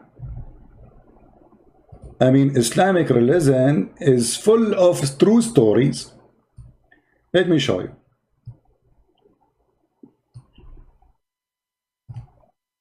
Brother, this is the tomb of our brother Noah. Look how short it is, brother. Do you notice how short it is, brother? Big, a huge room, brother. And by the way, in Islam, you can find the same tomb in many places. I don't know how this happened, don't ask me. You can find the tomb in Iran. You can find the tomb in Samarkand. You can find the tomb in Syria. You can find the tomb everywhere. Look like this guy, he died everywhere. Look how short this grave is. Oof. You know, this is what I'm looking for, because I'm really, like, I don't know I don't know if I can fit there. This is the tomb of Noah, brother. Why? He was a sandwich. I mean, how this guy can walk? He looked like a snake, man. He cannot walk. He had to creep. I mean, do even the Muslims use their brain? How a person, he is so tall like this, he can walk?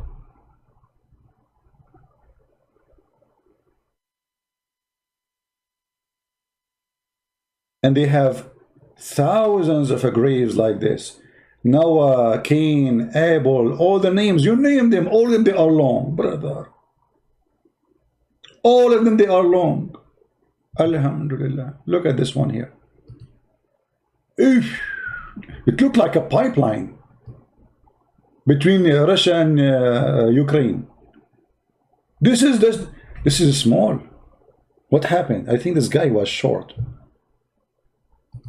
I think he wasn't eating good. I mean, come on. There's no way he was eating good. I think in his time, this is explained that there was some hunger and suffering in his time.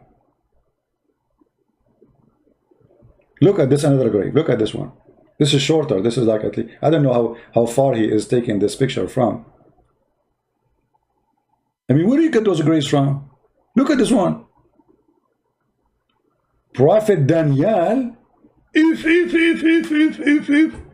This is a Prophet Daniel. The Muslims, they have a tomb for a Prophet Daniel. They found it. And look how tall Daniel is.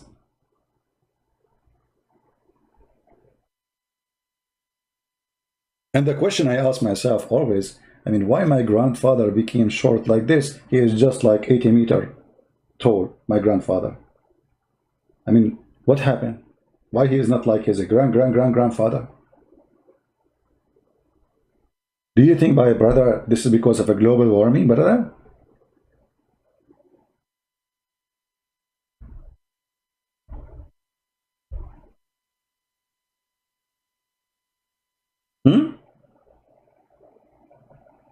I want to take you all in a trip to those graves so we can take selfie together. Look at this one, look. Oh boy. This is in Uzbekistan. This is in Uzbekistan. Oh, okay. Alhamdulillah. Islam is not, there's no fictions and garbage. Islam is the religion of fictions. From the beginning to the end. And look, this guy is taking selfie now. Alhamdulillah. Alhamdulillah. And then by time, the Muslim, they start shrinking the size of the graves. So here we see a smaller size. Like what happened?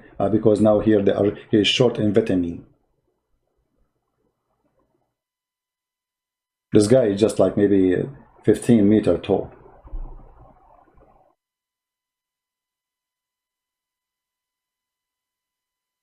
Hazrat Ham As. What As? This is his name? I mean, this is the grave of Hazrat Ham. This is the son of... look here, what happened?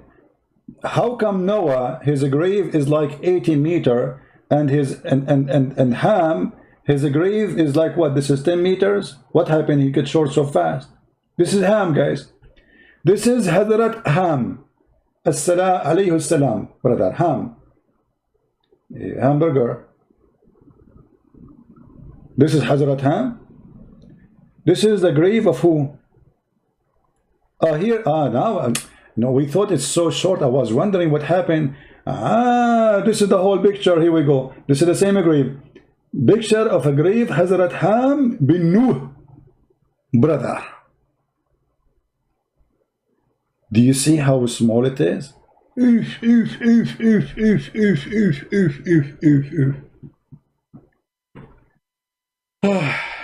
at this one here. I'm getting dizzy here. This guy is going with his camera and he keep recording like walking down the street inside the grave, la la la la la la. Keep walking, record, brother. It's endless. 210 foot long,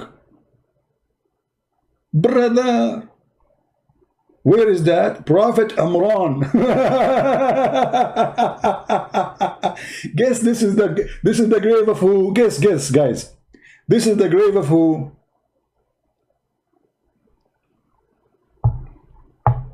Who is Imran? This is the father of Mary. So you can ask yourself how tall Mary, the mother of Jesus, was. This is Prophet Imran, brother, and he was a prophet. But Mary, her father, his name is not Imran. The stupid Muhammad, he thought that Imran, the father of Maryam, the sister of Aaron, is the same person, father of Mary. Additional proof that Muhammad is a stupid idiot. 210 foot only. After discount, after the, sorry, I cannot make it shorter. I apologize. I cannot make it shorter than this. I mean, don't try.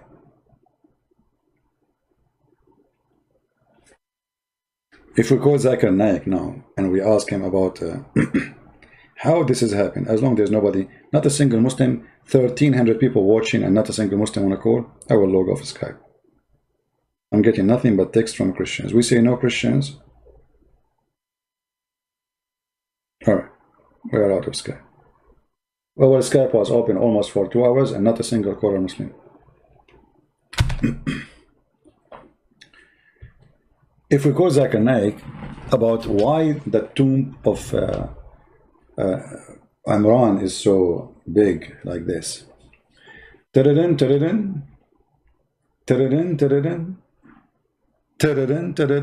not answering. He's not going to answer. Okay, hold on. Let me look for the number he used for red line matter. Zakir Naik, he have a special line, you know.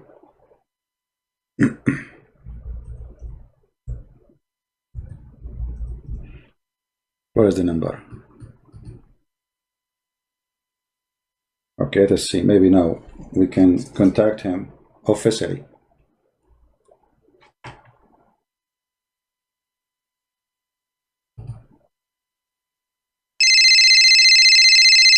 See, he have an old cell phone, he hide it.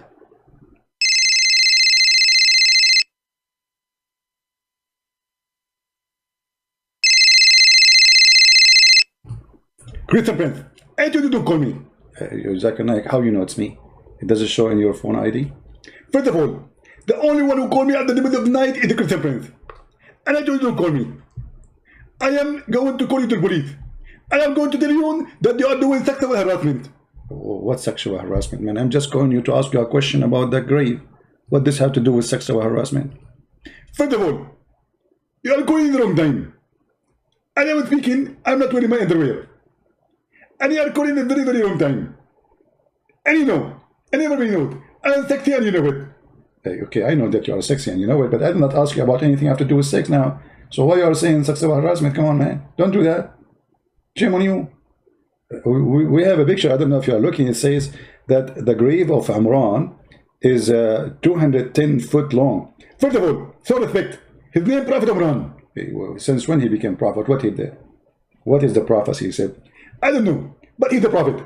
Okay, forget about this topic, I mean, no problem. But why his grave is 210 foot? Can you explain to us? Brother Sitter, I know that he is playing my voice in your program. In what? In your program. I did not get that. In the program. You mean in my program? Exactly. Okay. Just let me grab the umbrella, please. So, okay. And I know he's going to use my voice to get popularity. And he became popular. And the reason, I'm not going to debate him. And I will not answer him. Because if I debate him, I will go to make him popular. But Zakir Naik, everybody knows about me, man. What are you talking about? What popular? May Allah popularize you. You know, what are you talking about? Where is the answer now? So you will not answer me because you will make me popular. Okay, what about you? Answer me and don't make me popular. Can you do that? Exactly. I'm going to try to answer you without making you popular. So I'm not going to say the word Christian Prince. Because if I say the word Christian Prince, I will make you popular. But already you said that many times. I'm not going to say Christian Prince anymore. I promise you. Because each time I say the word Christian Prince, you get more viewer. But you just keep repeating my name. So you said you don't want to do that. Why you are doing it again and again? I'm telling you. I swear by Allah, I'm not going to say the word Christian Prince ever again. Okay. So Christian Prince. Oh. You just swear by Allah you will not say my name, man. Come on. Anyway, can you answer us why the grave became 210 foot long? Christian Prince, I heard you in the channel you said that your beard is 20 foot tall. Yeah. So what the grave of the world cannot be more than 20 to 110 foot tall? I can grow my beard. I mean, it's not a big deal. It's impossible. Prove it to me. Open your camera. You get a point here. Exactly. And you know the debate. So it's very logical that brother Prophet Umran, he was very, very, very tall. And he was actually not 210 foot. I have to correct you. He have the length of 209 foot. Yeah, because we have to put him in. Exactly. Now you are getting smarter. And now I invite you to convert to Islam. But still you do not answer me. I mean, what happened? How this guy is so tall and why he is the tallest? Because it says here on the screen, the longest grave in the world. Is he really the tallest? This is not a true, authentic statement. Because the Prophet Adam is taller. And Prophet Noah is taller. And it's not true. This is like propaganda. Okay, so Adam is taller than 210. Like he was what, like 310 or something? I'm not sure. But he is between the 400 to 500 foot tall. So how he can walk, Zakir? How he can walk? He looks like a snake now. I mean, look, you are so skinny, as the grave shows, but you are so tall. How you can walk, man? The wind will break you. Do you think like they used to have like a something to help them, like a walking aid? Exactly. He used to have two sticks. One stick in the hand and the other stick in the left hand. So when he walk, they will not break. Well, I don't know. I mean, you have a point here, Zakir Naik. I want to say thank you for calling me. Christian Prince, I swear by Allah, I'm not going to use your name again, and I will never say Christian Prince again, because if I say Christian Prince, I will give you popularity. And each time I know I say Christian Prince, you are going to get popular. So I'm not going to say the word Christian Prince again, and I promise you, I will never ever say Christian Prince. Okay, Zakir Naik, stop saying my name. Christian Prince, don't call me again. Okay, Christian Prince, call me later, you know. So, okay, Zakir, take care. This is Islam. This is Islam.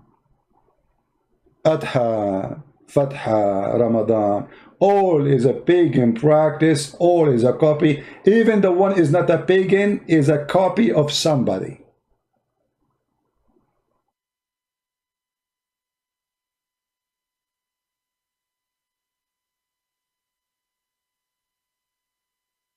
Any Abdul?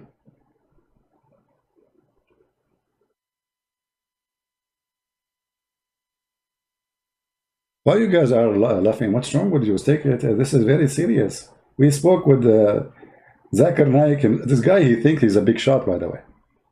He think I use his voice and his answers because they are hilarious, stupid, funny. That's why I use him. I don't use others because I cannot find. This guy is like a goat. You know, he repeats things, but he don't know what he's talking about.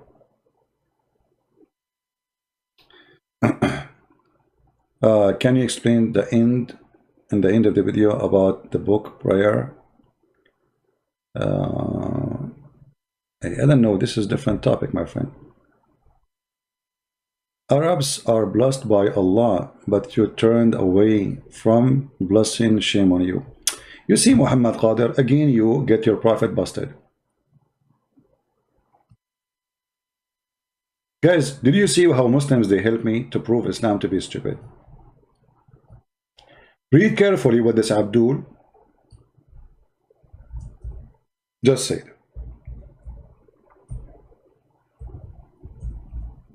I turned away from Allah blessing. That's Muhammad. That's mean Muhammad is a fraud.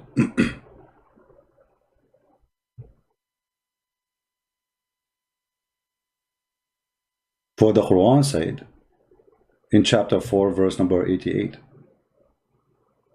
are you going to guide those who Allah misguide and deceive? The one who Allah misguide, nobody can guide. But you just said, I am the one who turned away. And I agree, I turned away from the devil. But by making your statement, you admitted that everything written in the Quran is nothing but a fraud. If we go in the Quran, we will find this. Let us show some verses.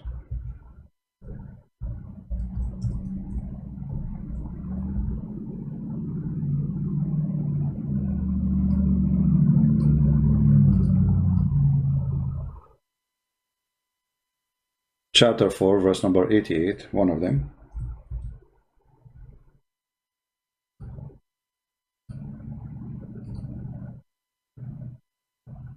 Are you going to guide those who Allah deceived? Here the translation, look at this translation. Allah has thrown out of the way. Are you going to guide them? Here you see that Allah is admitting that he is shaitan. For he is the one who throw you away. It's not you. But your statement saying, I turned away. Allah saying, are you going to guide the one who Allah turned away? And this is why we say Islam is invalid, stupid religion. It cannot maintain itself for a second. In one hand they say something, in the other hand they say something else.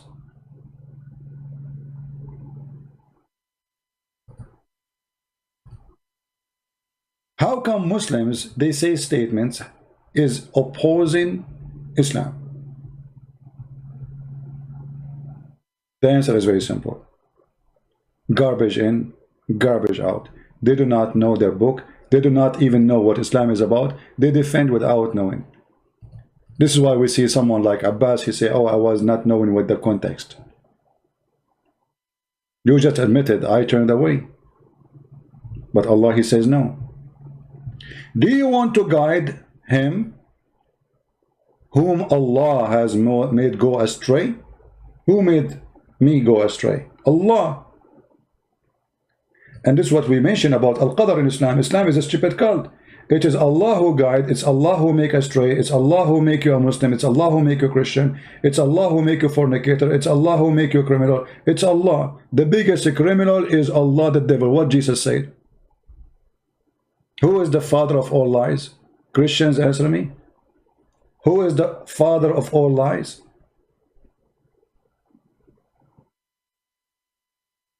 What the answer? Satan. And the answer in front of you.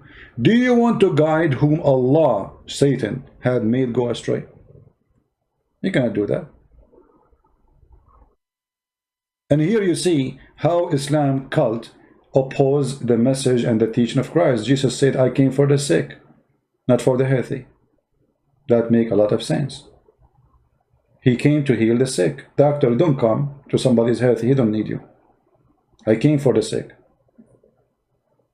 Allah make you sick. Actually, there's a verse in the Quran says, فَزَادَهُمُ اللَّهُ مَرَضًا. Allah, he increased your illness, your sickness.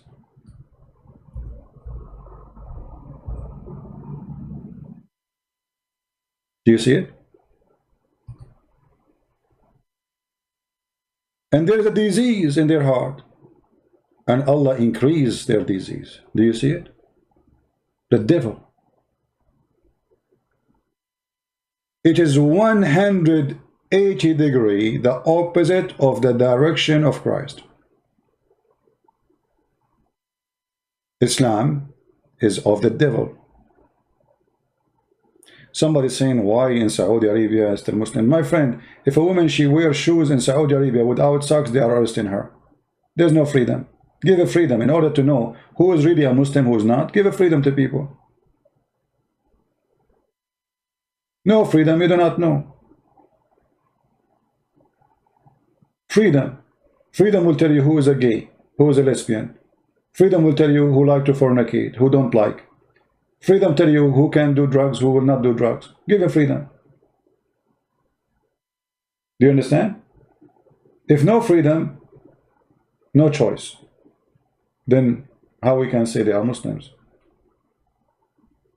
According to a doctor, and I made a video about it many years ago, from Saudi Arabia, a Muslim woman, she said 45% of the population of the city of Jeddah are homosexual.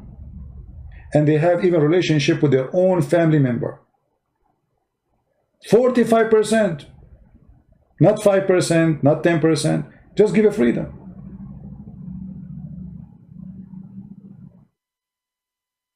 Freedom. No freedom, you will not know who is even Christian. If we force everybody to go to the church, how you know who's a Christian? Freedom. in USA, many they are fighting Christianity, but our church is over flooded. Actually, ask anyone, if your house is close to a church, your house price is lower than other houses. Why? Because it's very crowded in Saturday and Sunday and Friday and even Wednesday.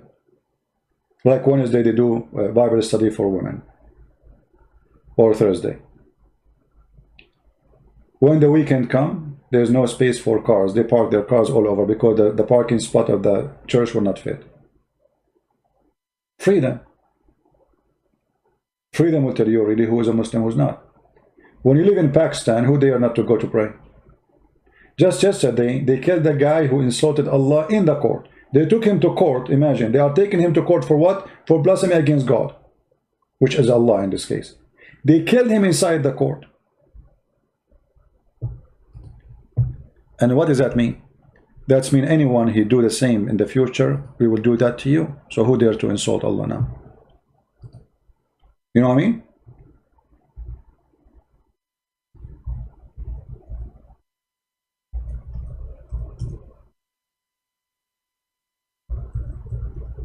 Let me see if I can find any news.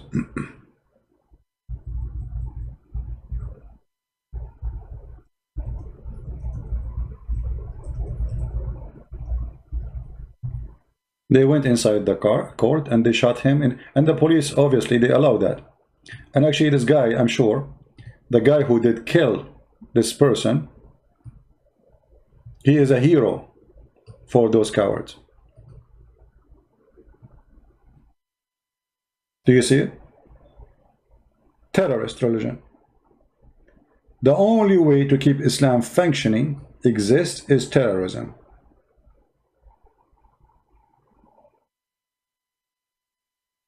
The followers are the same as the Prophet, who he said, I've been victorious by terror from a distance of 1 month journey.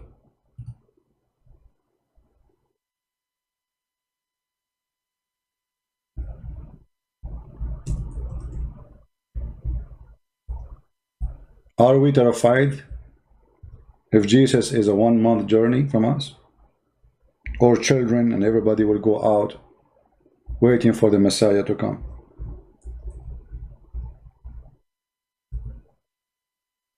What kind of a man he say, I've been victorious by terror from a distance of 1 month journey? See, all of those are authentic statement of Muhammad. 1 month journey.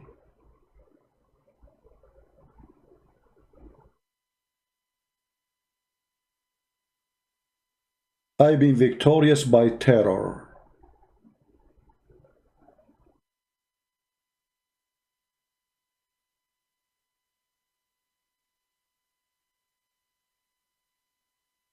Muhammad here is counting. Allah made me victorious by terror, by frightening my enemy from a distance of 1 month journey. The earth was made for me. See, he want to take over the earth.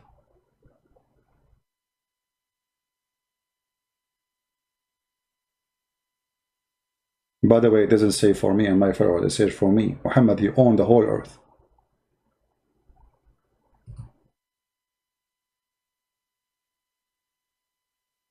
His name is Muhammad Zico, but we logged off Skype right now. And actually, okay, let us do that. We will take one Muhammadan, as long as there's somebody wanna call. But I'm afraid after I go, he will not call.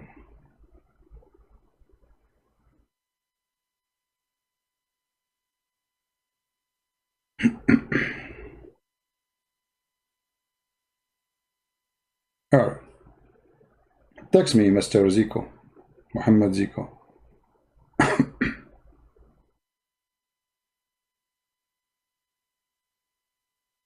I will give you 3 minutes to text me. If you don't, that means you are playing games.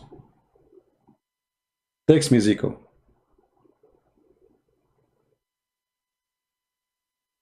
Mostly he heard that I logged off Skype, and now he claimed he wanna call me. But I don't think he will call. Muslims, they knew their size. They don't call. Muslims are afraid from me from the distance of 1 month journey, not because I'm a terrorist, but because I have a brain bigger than their God, a month journey bigger. Where are you, Zico? We are waiting.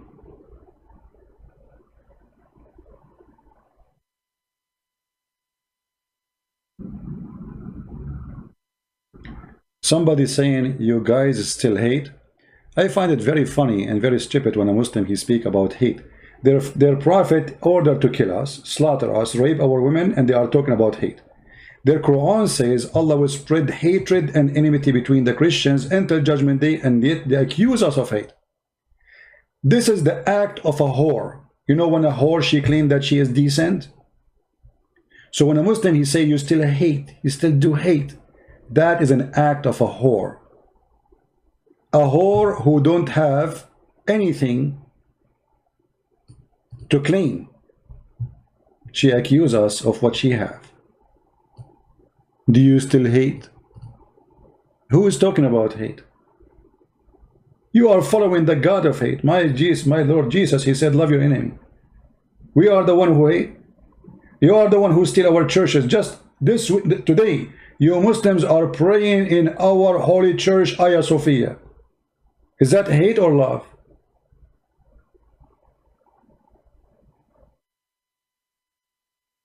But it's not their fault. Muslims, they use the liberals. Liberals, they use the Muslims, and the propaganda and the agenda is one, the devil. This is why they partner together. You will notice that there is an amazing partnership between liberals and Muslims. But Muslims want to kill gays and lesbians. Muslims want to kill anyone who is not a Muslim. How liberals, how the feminists, how the gay, how the LGBT, whatever they call themselves, they assign side by side with Muslims? Doesn't make sense.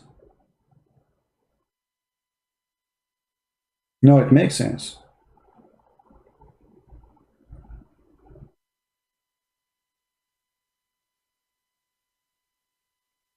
We are against hatred. We are against racism. So why you are siding with Muslims? This is the Quran. They believe that Allah will spread hatred and enmity between the Christians. They believe that Jewish and Christians and non-Muslims are pigs and monkeys. They believe that they are animals. They have a sign in Mecca says Muslims only. No go zone. For non-Muslims are dirty. Chapter 9 verse 28. How you side with this? Quran says beat your wife. How you side with this? Chapter 4 verse number 34. They side with it. Hypocrites.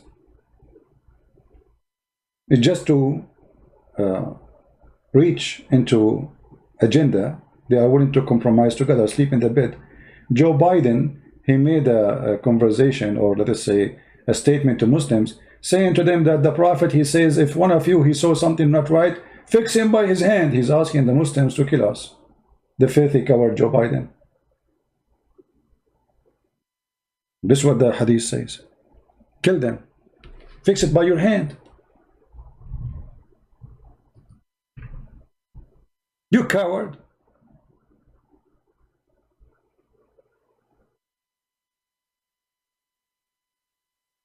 He is asking every single Muslim to kill the American. Because you just said, fix it by your hand. And what is fixing by your hand? All Islam is about, anyone who don't worship Allah, we have to fix it by our hand. That's why the Muhammad says, I've been victorious by terror. He is fixing it by his hand.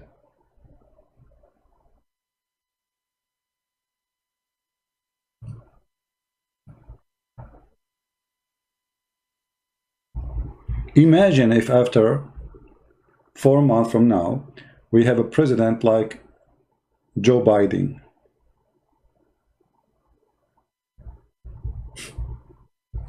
And by the way, this is a sign of how stupid a huge number of American is. I mean, regardless if you are Democrat or Republican, from all the 300 millions, you could not find somebody except Joe Biden. Me. The guy don't even remember his son name. He forgot his wife name. I mean, this is the only guy. honestly, this country is suffering from something weird. So this potato, I think a Muslim, he told him to recite this hadith. But he didn't know by reciting this, he just asked Muslims to kill every single American. I heard the Messenger of Allah saying, he who among you who sees something against Allah teaching should modify it with the help of his hand. If he could not do it by his hand, then by his tongue. If he could not do it by tongue, then in his heart, which means being a coward. He was quoting this. And you are asking the Muslim to correct what in America exactly? What is that? What does that mean? What the Muslims will let them correct what is in their country first. If their countries are good and they can correct it, they will not be in America anyway.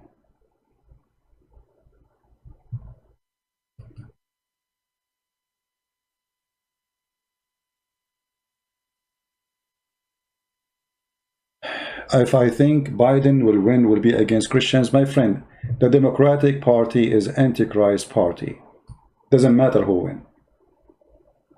If you are a Christian, and actually even if you are a Muslim who believe, they claim to believe in God. You see here the hypocrisy. Muslim, they claim that they follow Muhammad and they obey Muhammad. How you vote for somebody who support gays and lesbian and homosexuality, abortion?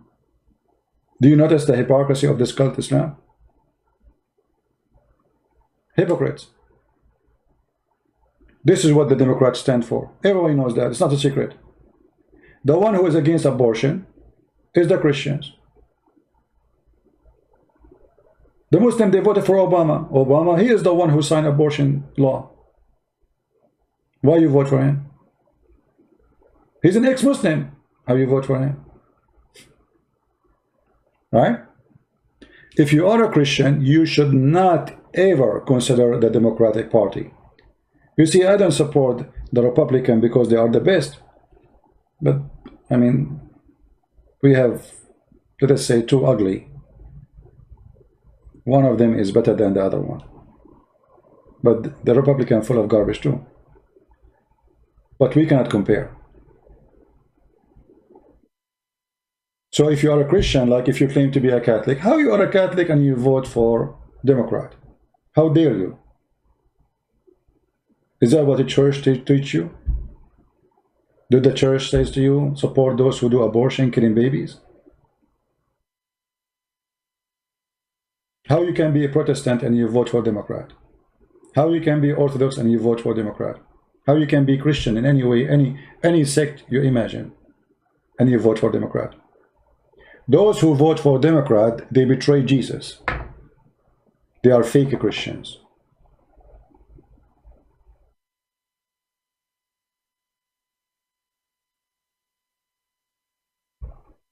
I remember once when I went for election, in the election day, the woman, she asked me, like, you know, you said you are Democrat or Republican. So anyway, she said to me, so where are you from? I said, I'm an Arab. She said, oh, usually they vote for Democrat. I said, I'm not stupid. You should see what happened to her face. She was Democrat. She said, usually they vote for Democrat. You know, when you come to USA, they tell you the immigrant, you should vote for Democrat, you know, because Democrat is the one who support giving you papers easy, citizenship easy. I don't want that, actually. We don't want to get papers easy. We want the good citizen to come to this country. I don't want it to happen to me. I don't want it to happen to anyone. Those people, they are out of their mind just to take over and control the country. They don't care for borders. Drugs is coming, cartel is coming, weapon is coming, kidnapping. If you go and see all the borders with Mexico, this is the worst place to live. Mexican people are wonderful people, but we cannot deny that there's a lot of criminals there too. Nobody can deny that. In some areas in Mexico, the cartel are the one in control. Not the government. Government, they have no even one single police there. This is what they want for us. They want us to be the same as Pakistan. We have a Muslim. Okay. Hello? Hello? Hello? Yes, Mr. Ibrahim. How are you? Yeah. I'm talking to Mr. Peace. Is it Mr. Peace? Yes, I am with you, my friend. You are live on air. What do you like to say to us? Go ahead. It's good that I'm able to speak with you today. No problem. Well, actually, my name is Mohammed Ziko. Oh, you are Zico? Okay, Mr. Zico. So what do you like to say to us? Yeah, I'm originally from Ghana. Mm-hmm. Migrated to France. I'm here in France. All right. I watch your program day in, day out with my family. Mm-hmm. Sorry if I can give you a little bit of my background concerning what is going on now. No problem. This is your issue. It's all right. My family, me and my family, I was brought up in a Muslim family. My parents, they are all really religious concerning this Muslim issue. All right. Well, when I came to France, that is where I hooked up with your program, start to see difference. So very luckily, I traveled home back to Ghana. That was last year. When I was at home, I opened your Skype, your program, hook up with your program. Because I want my parents to join me with the program. Okay. So very lucky you were on air. We were watching you because they understand English. I was so happy. And as the program was going on, my father was asking me to shut it down, say, no, Daddy, you just need to listen. Because I don't want to be the one that will leave the family and deny the religion. I know it will be very tough for me, but I just wanted to understand what I'm cooking in my mind. Because your program has really done a lot in my life. So because of that, I want them to be aware of it, and I want them to know the path I'm taking. So eventually, my mother listened, but my father didn't want to listen to your program. So after some time, beginning to see my mother, he will come to me, he will say, I want to listen to that. Anytime so there, let me know. True, my mother started listening to your program. And from there, he started convincing my dad. Do you believe last year, Ramadan, we didn't do it because of your program? Okay. There was war in the house. Everybody was not thinking because I came in the family of 3 brothers and 2 sisters. And that Ramadan period, everyone was at home thinking we are going to celebrate Ramadan. The whole thing now looks confusing. Because when we begin to dig out all that you are saying, we will go and research it. The more you say it, everyone will handle pen, handle book, will be writing it down. After your program, we go for research. We now begin to find out that there are things we didn't even know that was going on in Islam. There are things the Imam, they didn't tell us. And most especially, it's like there was a veil covering our eyes. So in that period, there was really war in my family. My father didn't want to, when he found out that things were not going his way, and he found out that, I believe he found out the truth, he was really angry. There was no Ramadan in the house, no fasting, nothing. The house now become a chaos. But I thank God, at the end of the day, my mother now called my father. This is after about a month later. My mother called my father. He's sitting down. He said, I'm beginning to see some truth in what we are in this mouse world. You can search it out yourself and you can see what is going on now. That we have been following a blind God, and which we were taught like this. We didn't know all these things. They are in the Hadith, they are in the Quran. But we just recite Quran. We know Quran. We are brought up we are born into the family. That is all we know. So from there, my father now began to, initially he turned to apostate. That's just the truth. Until now, he's still an apostate. He don't want to go to church. So I told my mother, I said, I want us to start. Let's try Jesus. Let's try Jesus. We know him as Anissa in the Quran. We know how he come about everything.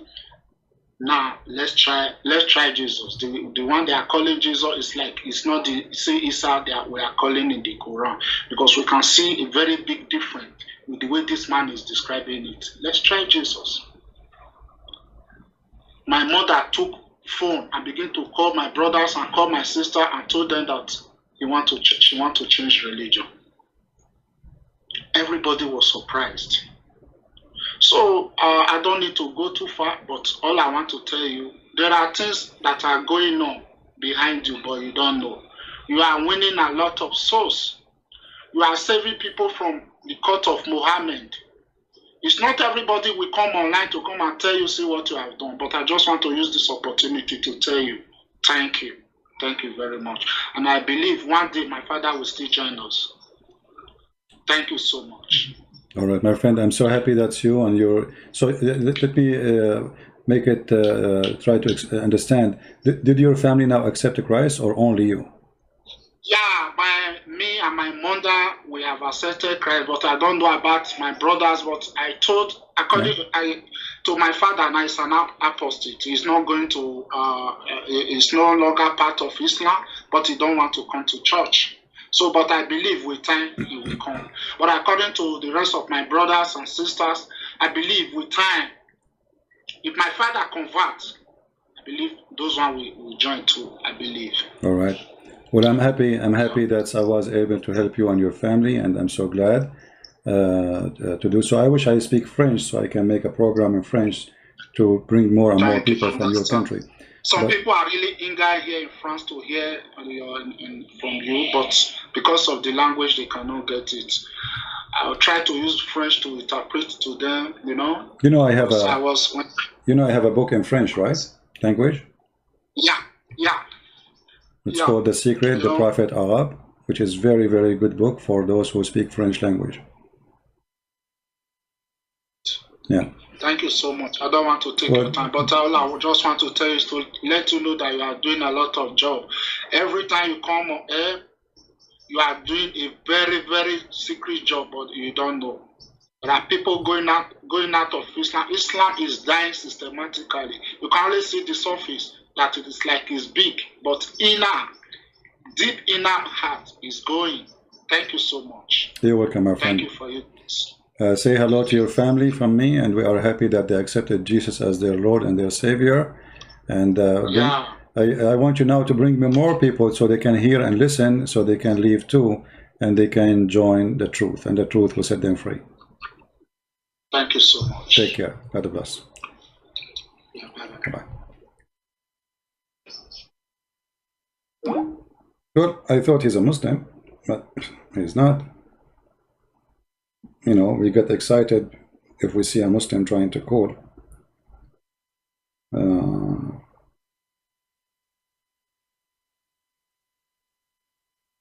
I'm so happy. You see what, you know, like you don't know who is listening. You don't know who is changing. You don't know who is accepting the Messiah. We do our work. And the Lord, He opened the heart of people after we showed them the truth. And the truth will set them free. You see, the truth will set you free. The truth is the Messiah.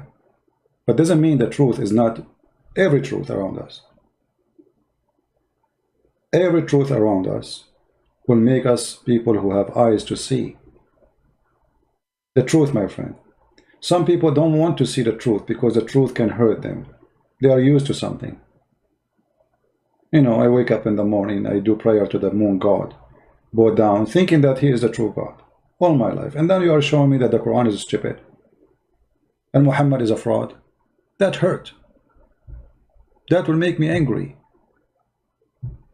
But it is the truth. The truth will set you free. So I want to say thank you all for being here. We have 1,200 people listening right now, but I wish we can continue. Leave a comment in the text down there, not in the chat, later, about what you heard, if you are a Muslim, and ask yourself, if you are a Muslim, why the scholars don't call Christian Prince and get him busted live on air. If our brother here, Zico, I thought he's a Muslim because his name is Muhammad Zico, I thought. So if he can call me, they can call me. My Skype is open. I never heard this person before. I don't know about him. So they can call me. My Skype is open for anyone. Why they don't call me to save you? Because they notice that a lot of people leave in Islam because of what I do. So why they don't call me? The answer is very simple. They knew they cannot make it. They will call somebody they can play games with him. They will debate somebody who cannot debate them only. Or let us say a person who don't have the knowledge, neither the skills. Because, by the way, debating Muslim need the skills. Why? It's like doing skiing when you debate a Muslim. Like catch me, you know, in the ski over the snow. They use the ice method. So catch me if you can. They don't debate. But you cannot do that with me. I will catch you. You are in the ice. You are in the oil. It doesn't matter where you are. You will be catched. And because of that, they will never do it. We have our other channel for those who like to join us. It's called The Quality of Life. And mostly we'll go in the weekend there, maybe tomorrow or the day after. So the admin is posting the link for the other channel. Please subscribe there and join us if you care to be part of our program. In that channel, we don't speak about Islam. We speak about different topics. You can watch the videos there. And you can post for me a comment about topic you like me to speak about in that channel. We are happy for our friend who called us now. You know, you made my day, because I don't feel good if a day is gone and I didn't hear that somebody he left Islam and he accepted the Messiah. So thank you for calling, Zico. We appreciate you. And I hope soon we will get some Muslims to call us and debate us and see a real debate, a person who have knowledge. Until now, we see that those people who debate, they don't have any kind of knowledge. Actually, there was a video, I thought it's made by a Muslim, but then when I click at it,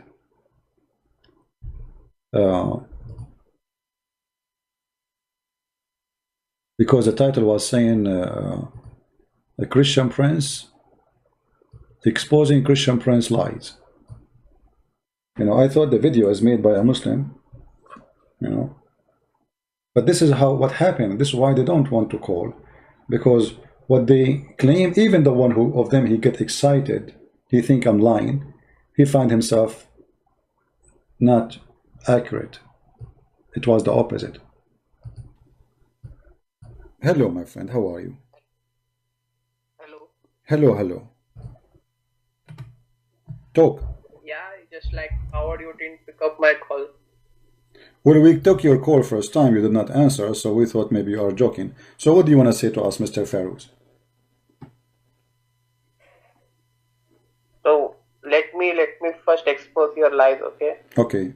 You are using fake hadiths. Which one is That fake is hadith? why, Which one? No, which one is fake hadith? Please, if you don't mind, help me. Which one of the hadith I used, it was fake?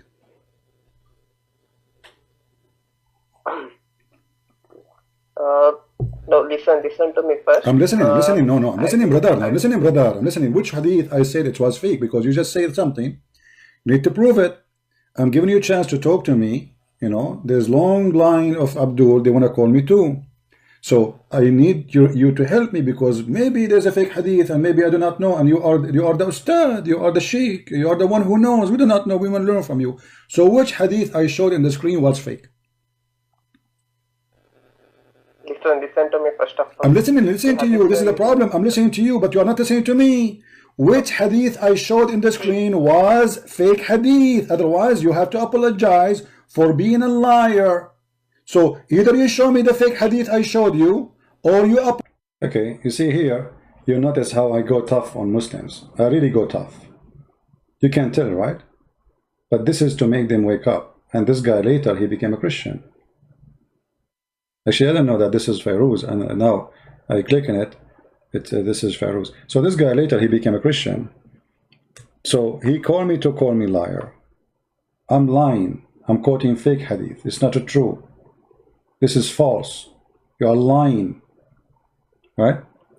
And then later he became a Christian. So this is what happened when they find the truth. The decent one of them. The one who cannot take it no more. The decent.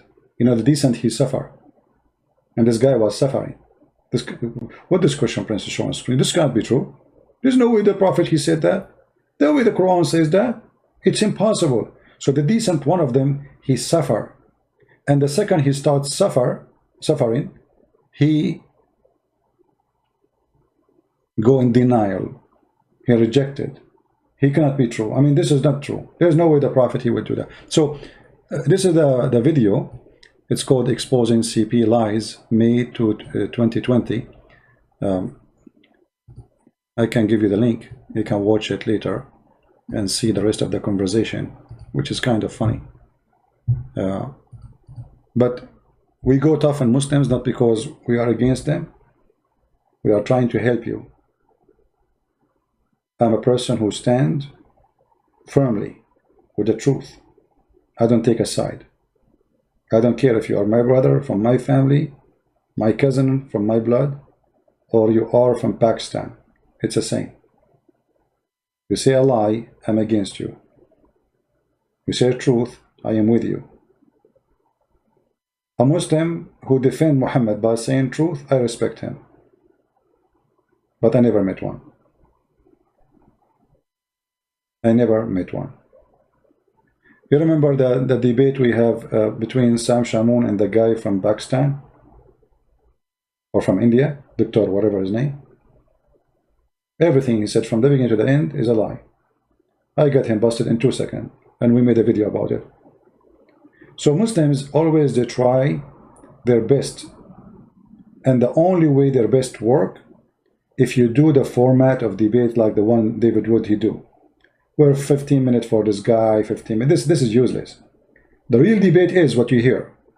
He talk, I talk. Get me busted right now. What I say? Otherwise, if I give him 10 minutes, he will say blah, blah, blah, blah, blah, blah. And now I will say blah, blah, blah, blah, blah. And then nobody corner anyone. Never do this kind of debate. For this is not a debate. This is two people reading their preset or pre-statement written a week before the debate. This is why they want to set a time. Set a time.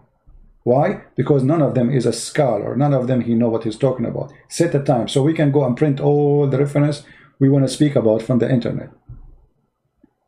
A person who have knowledge, he go live, call me. Now, I don't know even what you will say. We did not set time. We did not set topic. We did not set anything. How I will know what you will say to me? I don't know.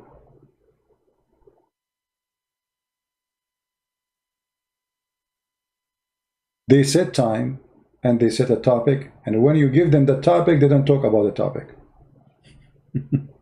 Anyway, I want to say thank you guys for being here. We appreciate all those people who download my videos and spread them all over. And as you see, our videos going everywhere. If you speak French, translate to French. If you speak any language, translate your language. We need the truth to be spreaded, and there's millions of people who do not speak English. There's a lot, billions actually, who do not speak English. So we need your help to translate, add subtitle. Those who can translate my books, contact me.